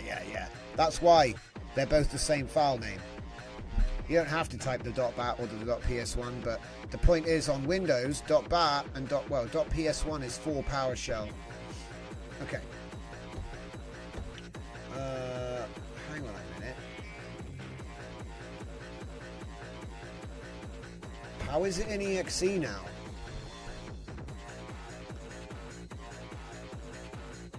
Why am I in VNV scripts?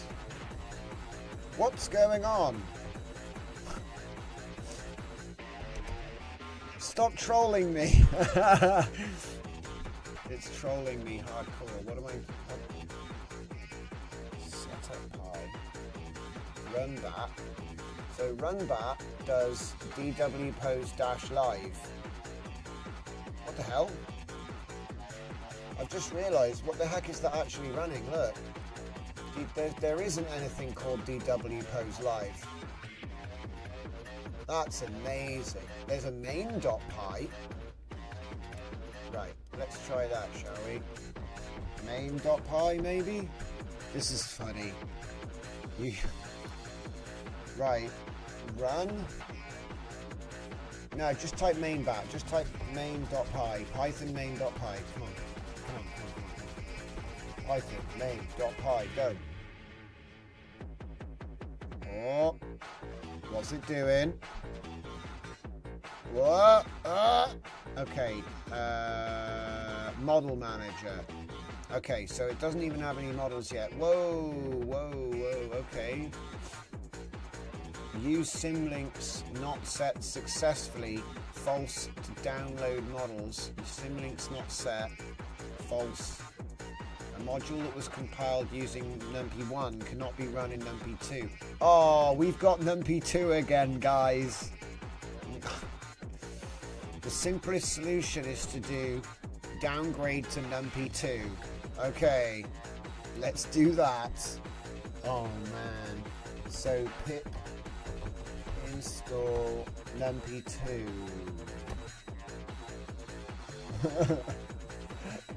It still somehow did, yeah, because remember I put it on greater than, didn't I? Fair. But if all you have to do is say NumPy lesser than 2, that's actually quite a nice. If all you have to do is just say, less than 2 actually, that's all I care about. That's actually slick and is easy to do. So I'm just going to go with that. Yes, it makes sense, because the problem is always some things can't do more than 2 and some things must be less than 2. So I think that makes sense. Let's try it again. What's the next error? Oh, okay. Much less errors this time. False to download models. So, okay, so the next thing is we don't have models, but we have a model manager here. So it should be able to download them, and it does know what the URLs are. So, how do we get it to do that part? I thought it was automatic on first run, which it should be. So DW pose live apparently runs with GUI, but it doesn't. There is a GUI here though. Simple UI, Python simple. I don't know. Is that going to work? Let's try it. Python GUI. Oops, GUI slash simple UI underscore UI.py. I mean, I don't think I did anything. Nope. Forget that then. Right. See, look, here are the things. Wait, Control-Alt-Dave? Wait a minute, is that real? Hang on. You see? I think we found the problem. The DW pose unified detector face and hand. Yeah, I think he hallucinated. I did give him the URL, but I think he's just hallucinated it, guys. So if I type DW pose up here, let's see if we can't find something. Kamanduru sounds like a good place to start. Person, body, pose, body, person.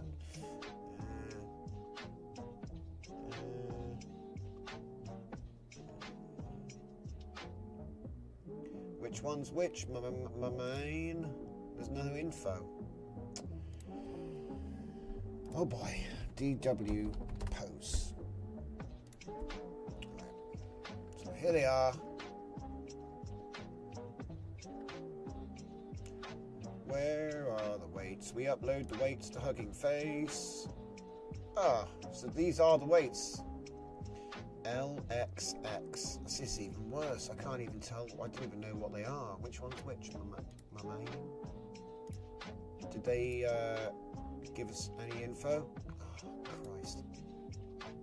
Okay. No info.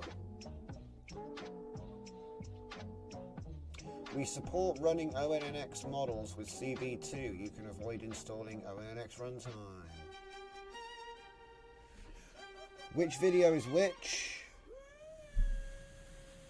All DW pose models.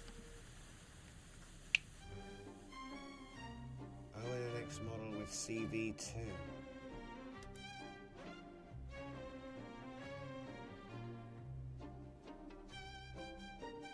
Okay, cool.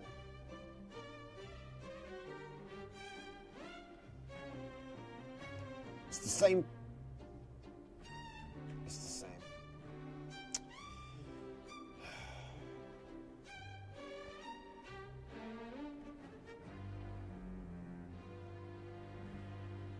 See, open pose full, open pose. See, I need open pose full. So which one is open pose full? Face, face, face, hand, hole. Face, face, hand, hole. Body, face, body, foot. There's foot now? Okay, I'm behind with the times, guys. We can do feet now. We can do feet now? Okay.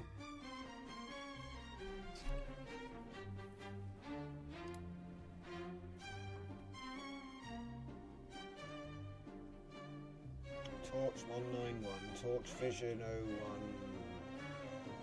Torch Audio. Wonder what Torch Audio's for. Doesn't say which model though. Activate Control V11.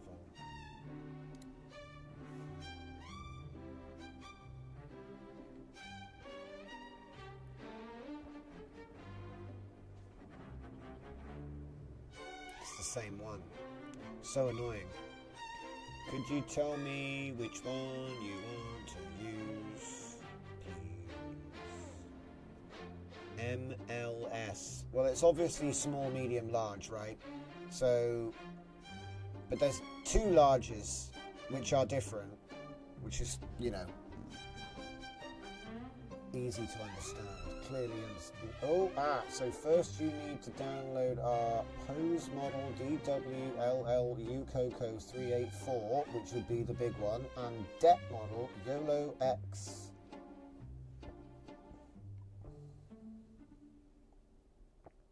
Bed in the morning. Man, it's not even a real link. Look at this, you can't. You've got to be kidding me, man. It's Baidu or Google. Crap. Do I have to host it myself? Is that... Shit.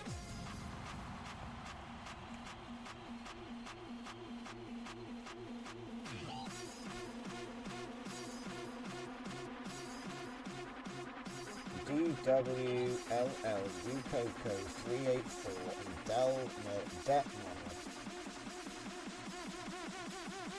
This is such a weird setup.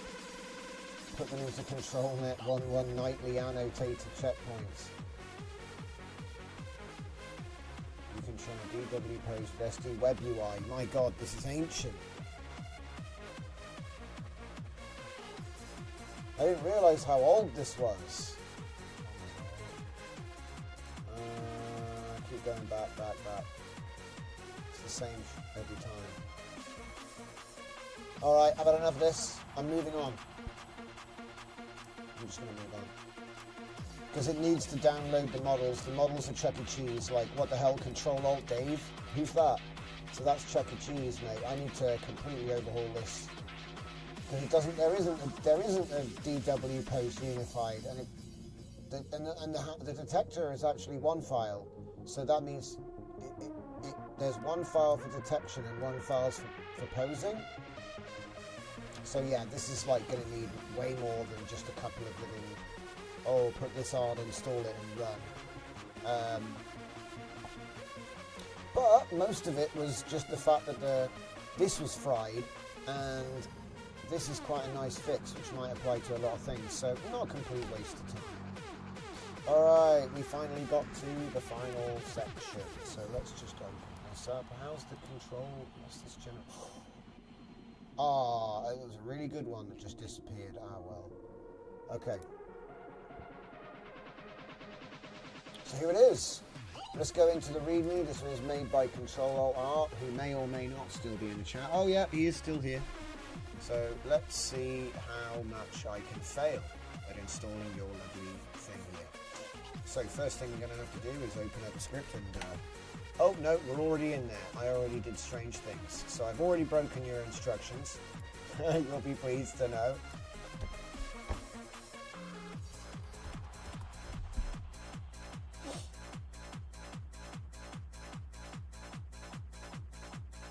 Please make sure it's set up in a Python environment. Yeah, we're doing that now. I'm going to follow your instructions to the T, mate.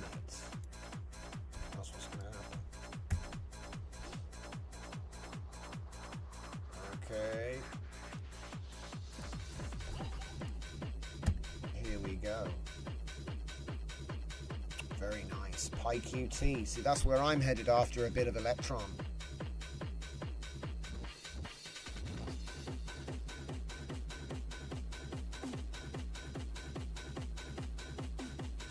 We might see if we can do a magic trick with this in a minute as well.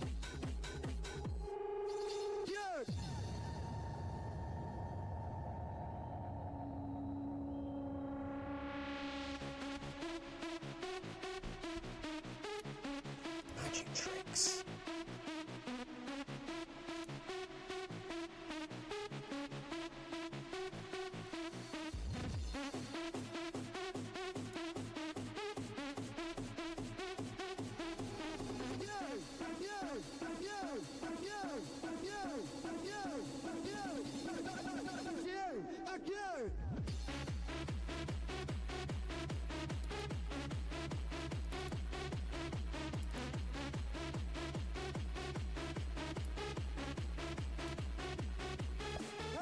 Oh good, look at that, it just works. I do like a bit of a, it just works. So we've done that part. Wait.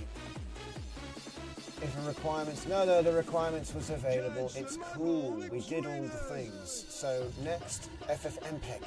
Type in FFmpeg version. Let's see if we've got access to that. Yes. Okay. Navigate to project directory, wait. I've already got it, I'll say it's already running. It's already running. We got the virtual environment, it's cool. Let's run. Oh! That's cool. Hello, everybody. This is Control-Alt-Art's tool. So let's get an image. I guess it works on images and video, right? So let's get this one. And what can we do? Oh, video. It's for video. Alright. We'll get this video.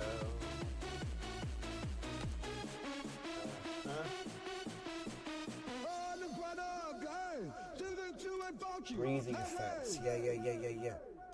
Does it, I think it must already have good defaults. And then we want an audio file. Let's use the comfy flat that we made the other day. Should we play it first so we know what it sounds like?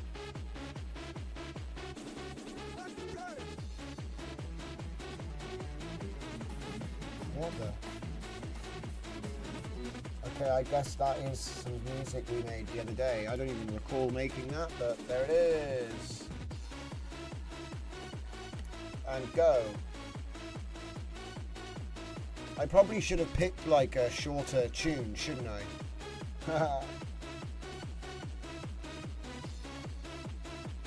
3%. Can we see the console? Yes, we can. Okay. So let's just shoot that up a little bit. Oh! Try not to break everything, Johnson. Okay. Oh, it's doing stuff.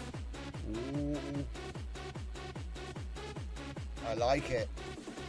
Writing silent video frames. It's done. Yeah, boy. Haha. Okay. It was only a short tune, so it didn't take long. So it's doing audio reactive with the motion. That's beautiful, dude. Yeah. Yeah. And it's got all these different effects that he's parameterized. Yeah, inspirational stuff, my man. Look at this. Yes. You got all the stuff. All the things. So good. FPS, seed, override, peak and flow, breathing, which is obviously one of the main effects there. A little bit of color shift. I like it. I like it a lot. That's super cool, dude.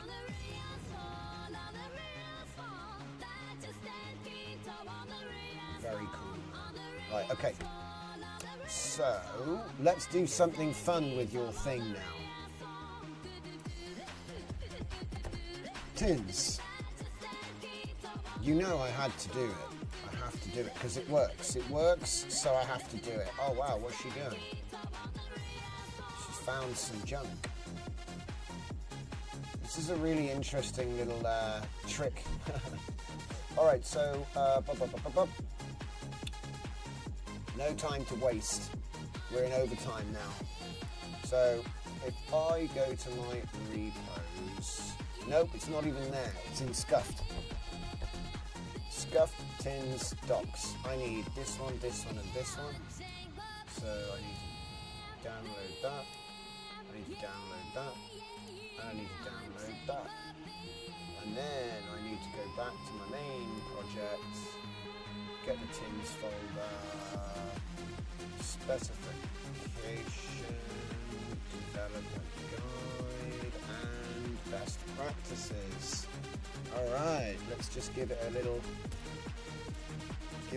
rename here, clean it up. There we go, beautiful. Prompt. Okay, now just keep them open. There's the README. Perfect. Okay. We can create a new document named readme.tins.md, which aims to include all the information held inside at README while adhering to the guidelines defined inside the 3.md files stored at Tins. Gotta think. 3. Number 3. Letters.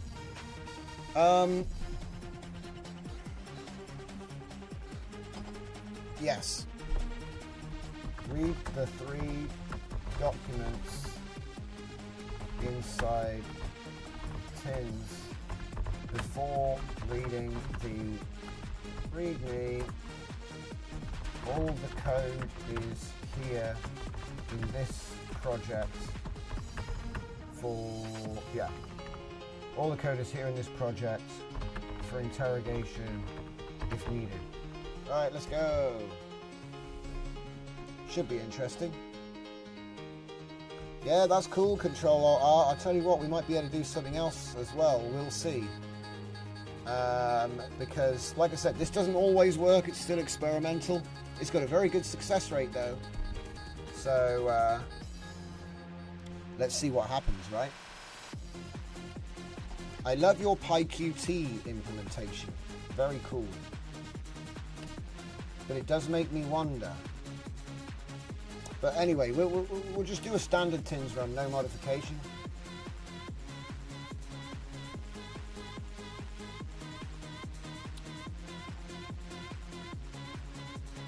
It might be, because like I said, every time I do this, I'll identify I need to identify edges.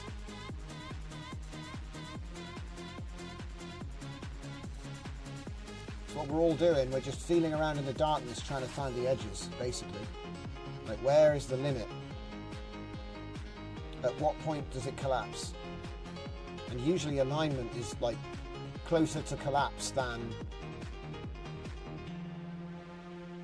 you'd think. So yeah, what we're going to do is like a little bit of a magic trick. It might not work, so sometimes this works. I've got good confidence, but you know, it doesn't work all the time. But yeah, essentially what we're going to do is we are creating a TINS format README. Oh, validate and mirror the logic.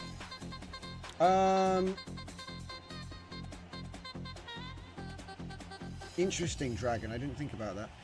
Fernicar says, while adhering survived, the other validate and mirror the logic seems you don't use anymore. I do use mirror the logic a lot, but only when I'm actually making the software. Right now, I'm not wanting him to mirror any logic. I'm wanting him to make a TINS standard README, which doesn't actually need the logic in it. I mean, he might have chosen to, I think he has. Look, he has chosen to include, well, it's not code actually, it's JSON. Oh no, wait, it is, it's Python. He's decided to include the configuration object. But that's not actually code, if you see what I'm saying. These are just variables. These are just variables. Ooh, that is a class. That is a defined. Ooh, we're getting quite close to shipping code here. It's not actually code though. It's a snippet. It's a code snippet. Shush! It's zero source, guys. Stop breaking the thing. He's breaking the rules. He's like giving out like chunks. There's like snippets of code, but they're just examples. So they don't count. It's quite funny. It would be like saying, yeah, it's structure, it's not code. Exactly, Fernicar, right? Yes. It'd be interesting to see if it works. So then you've got the example. Solid install, by the way, guy. Solid install. Right. I don't know why it's doing all this. Right, so we've got our README TINS, okay? So now it's time for the magic trick. Da-di-da-di-do. Friday night magic trick time. So if I go into my reactive UI and I grab that one README TINS. Yeah, grab README TINS. And I'm going to go back to tools. I'm going to make a new folder called TINS Reactive, right? It's supposed to say TINS Reactive, by the way. Now we're going to go open folder because we know this works, so we don't want to have anything to do with it now. We'll check it. This will either work really badly or it'll work really well. It's like flipping a coin. Okay, so we have our README. That's it. There's nothing else in here. Look, no tricks. Have I got any other VS Codes open? No, it's the only one. So new project, look, TIN Reactive, different folder. README that we just made by looking at the code of the project and then following the rules in my guidelines, which you can download from that repo, right? So it's automated. And then we go into the MCP, just make sure that TINS is actually available online. Turn that off, it's trash. Right, so plan. We can use TINS to create the software described inside at README TINS. And then let's see if he can do it. Let's see if he can take a stab at this one, right? It's a pretty big stab, if you ask me. So first he's going to validate the README, then he'll use the MCP server to generate the code. Once generated, he is going to review the key files and structure. Yeah, go for it. Look at this. He's brave. He's feeling brave. Does the MCP use TINS version higher than 1? I don't know. I don't think I ever updated it because it's like very functional. It does what it does and I don't know how I would make it better, to be honest, because it's sort of like, I'm sure there's ways to improve it, but it's sort of like it does what I want it to do, so I'm not sure what else I would do. I'm going to make audio reactive animator. So what was the original folder called? Audio reactive animator we have. Let's open that as a new tab. Keep an eye on it. What's this say? Copy readme tins MD to audio reactive animator. Oh, look at that! Look at that! Look at that! The token saving.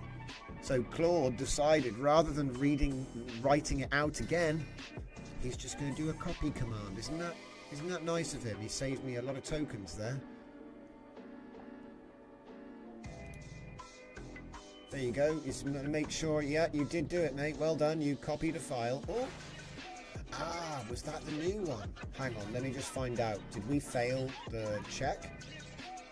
So generate from readme. Validate readme. File not found. Oh.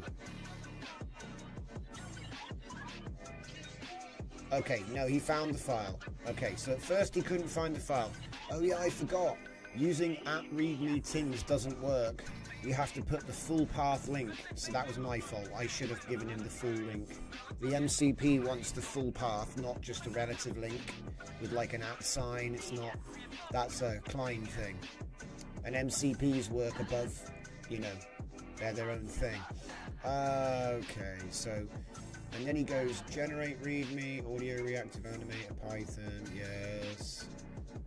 Generate from readme, yes. File not found at audio reactive read. Oh Christ. Don't tell me that he's just error, file not found. Come on, mate. Generate application code from this. File not found, bro. You are a... I'll manually implement one. No. We're starting again because I scuffed it without using a proper link. And also, he's moving it, and when he moves it, he uses a relative link. So, ooh, that's sticky. Let's try it again. So that's my fault. So what I need to do is go like this, copy path, simple, and not do the Klein thing. Do it like that. That's number one. But then I know what's going to happen when he when I put him into act mode. There you go. He found it straight away that time. Look. When I go into act mode, he's going to make a copy of this. Oh good, it's already valid, so I don't need to worry about it. See, what I was worried about was him, if it fails validation, he'll make a new one, and then it moves, and then the path's changed, right? So snaky.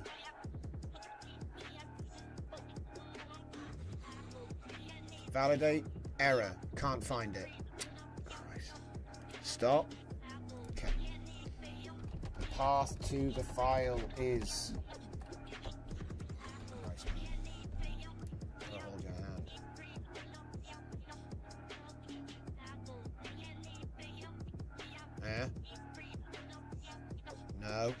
No, he's still not listening to me.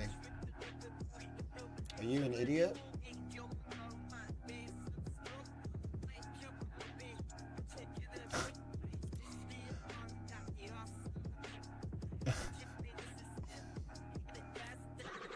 Yes, use the absolute path. Ta-da! Look, see? I'll try using the absolute path to the file instead. Ding, ding, ding, ding. Oh, it works now. Isn't that amazing? That's cool. Love it. Yeah, you can't do anything about that because the MCP wants a full path and the LLM will try to generate like relative paths and then it doesn't. Where's that? I don't know where that is. Okay, run the code. So currently it's made an app.js, an index.html, and a styles CSS, but they're empty. This is like an egg. It's like an empty egg into which he's going to do stuff. As you can see, look, it literally just says art grid. What? Why does it say art grid? I'm a bit worried now. What did I tell him to do? Wait a minute, why does it say art grid? Generated by zero source readme. SVG art grid tins. Where'd that come from? Where did he get that from? Hold up, I need to read this now. How did he know that? This isn't SVR. This isn't SVG art grid. What? Where'd that come from? Hold up. No.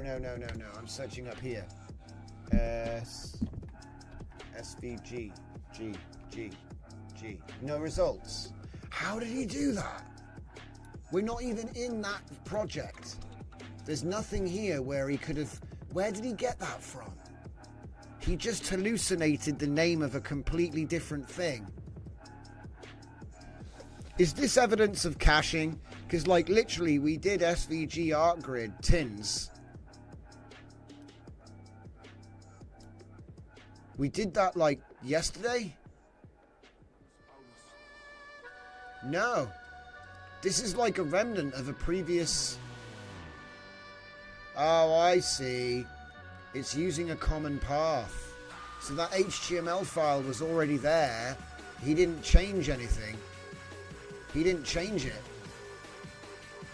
Isn't that weird? That's weird, man. So he didn't even change it. I suppose he doesn't care because it's just a template. But it is weird that he's put the title and header for the last thing I did. I mean, I'm guessing he's going to change it, you know what I mean?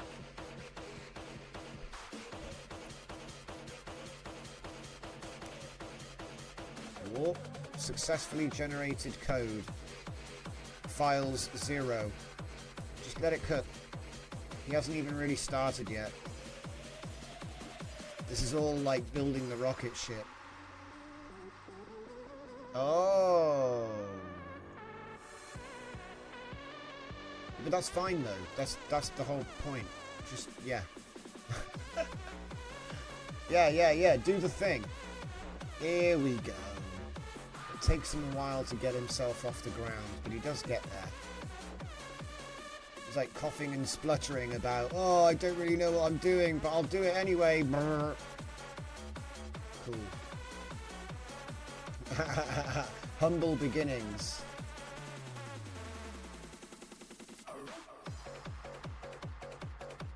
There we go. Just took a little time to start the engine.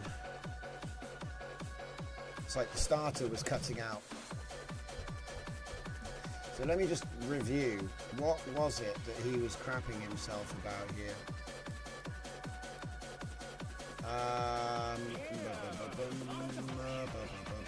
It says it seems the Tins tool is having issues generating proper Python from the README.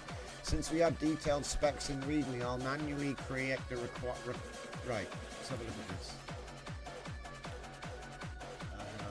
Output files are still the same JavaScript, HTML, and CSS. Let me find out what's going on. Detailed information. I can proceed to manually create the Python files. README application should have two main Python files, a main GUI.py and a worker.py. So for workers threads, logic.py, core animation, logic, logic, okay, I'm reading it the wrong way round. 3, logic.py, yeah, okay. But what was it that he was doing wrong then? I'm trying to...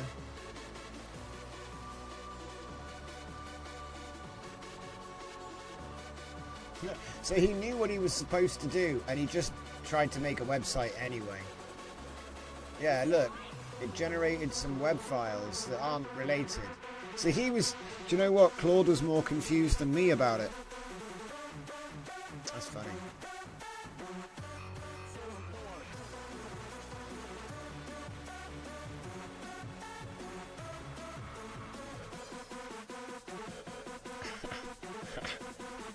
So confused.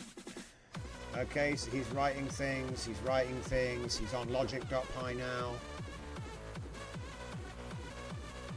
And remember, this doesn't have access to the other thing, you know? And I did try this using just the README of someone else's project without their code. And while it did work, it depended on how much information was in the README. Whereas if you actually have the project, he can write a README which contains the information that he'd need later. Be interesting to see, like, if this even works, and if it does, what the difference between the code is.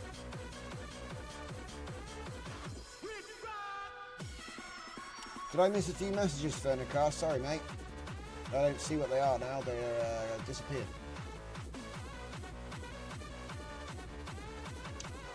Oh, look at all this. I think I made an app in PyQt a while back, but not since. I think I did it once to see I could do it, and then it's like, oh, I'll come back to that. That's really cool. And then recently I've been doing Electron. You know, I'm sort of like trying to like meander my way through different ways of doing it to see which one I like best. And understanding the difference between both codes would need huge effort. To a degree. Sometimes all I do is I just sort of scan, you know what I mean? I'll load up both and then look at them both, and I'll just sort of scan through and go, oh yeah, it's either really different or not. I'm kind of looking more for the difference percent, not the technicals of how he rewrote every single function or not, you know what I mean? I'm more like looking, it's a vibe. I'm more looking for the vibe of how close it is. You see what I mean? You know, sometimes the functions and things are a different order, which is like not a big deal if you ask me, but when it's like doing a functionally different, like the logic is different. Sometimes it'll even show me ways that I've never done myself. Like obviously I've seen if else before, you know what I mean? But sometimes it'll do things in a way where you're like, oh, that's actually quite clever. I've never done it like that. And then you actually level up your ability because you're like, oh, I could just do it like that. For the longest time, I thought tuples had to be specific things or specific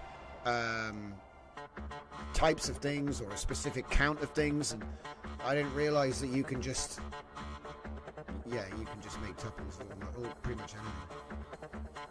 Makes sense when you know what you're doing, I guess. Ha ha ha. But I never had to even deal with them before AI.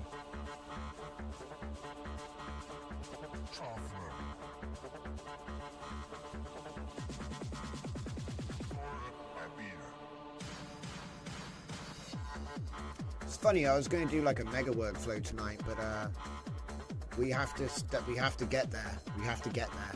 You know, the ship is sailing. There's a direction. There's a few islands ahead, and that's one of them. We've talked about it a little bit before.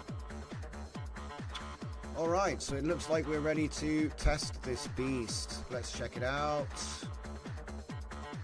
So, ready? Python. VNV.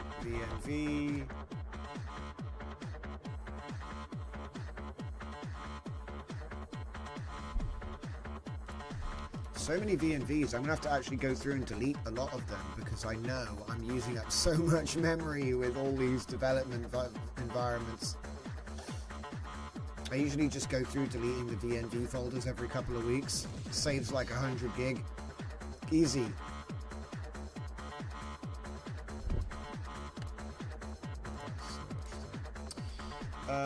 Okay, VNV slash, oh crap, just copy it.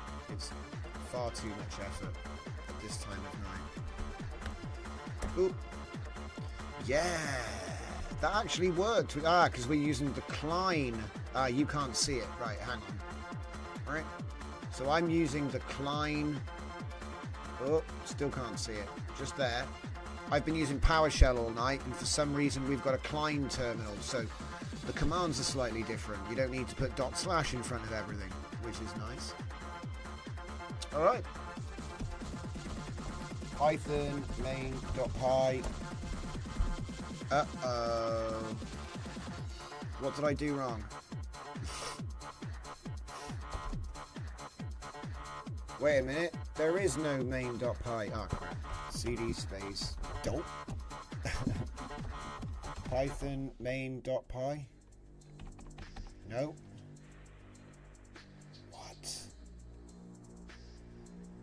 Wait, what? Oh, Christ. Okay. I can't believe I messed that up. So, I'm in the wrong folder completely. I need to go to output / oh my god. Wait a minute. This what is going on? I need to go to cd space output. Then this is where the build is actually held. You know what I mean? I forgot that we just built it, didn't we? It's not there, is it? It's in here. Yeah, here we go. Good times. So let's VNV. Oh crap. Okay, we have to do the thing again here. It's fine. I'll just do it again. It's fine. It's like oversight, explosion, fixing it, and victory. That's pretty much the loop. Okay, so we've done that. Now we activate. Cool. Now we do the main. You see, if I actually followed the instructions right, it would take less time. Well, we haven't installed anything, though. Oh, I'm such a... You can tell it's getting late, guys. When I get tired, I don't even read right. Look, it clearly says here, you're supposed to do the thing, Johnson. You've only done it 6 billion times. Alright, here we go. First question, will it install? Second question, will it run? That's what we do. We do crazy experiments where we see if it runs, and when it doesn't run, we bash Claude over the head, threaten him with being fired or deported, and say, you have to do this or else. Oh dear. Oh, there's a neat little trick. Look at this one. So lesser than 4, comma, greater than equal 2. See, I've never done that syntax. I've never had to. But there's another one. So less than 4, greater than 2. And let Pip figure it out. It's rare. It's rare that you see that, you know. Ooh. I think we're ready to run. Oh. No way, it looks different. Same. Same, guys. Okay, let's chuck a video in there. We'll give it the same treatment. Let's see. Look, I'm not impressed until I see it actually work, right? So input audio, put the same one in, and FFmpeg path. Do I have to actually put that in? I mean, I'll give you one, but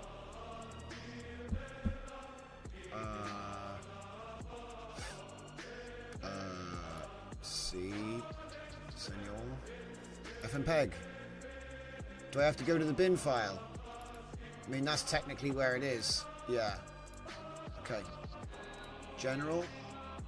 Ooh, see, it doesn't have your cool settings. Do you know what I mean? It doesn't have all your cool settings. It's like, look, it's going to be 30 seconds now. What? Zoom, bright. Whoa. Crap, crap. I just turned the brightness down. Oh, no. What have I done? Put it back. Is it even changing? It's not even changing. Uh-oh. Attack, blur, saturation, color shift, I think. Flow effect, strength, duration decay, stable, show, flow, no. Alright, ready? I don't think it works, my guys. I don't know. Preview loading not implemented. You click generate, it doesn't do nothing. Damn. It was doing so well, wasn't it? It was doing so well. I think there's still problems with it. You know what I mean? I think we've actually got some problems. I'll be real. I don't know if it's missing the finesse of like matching the file lengths. You know what I mean?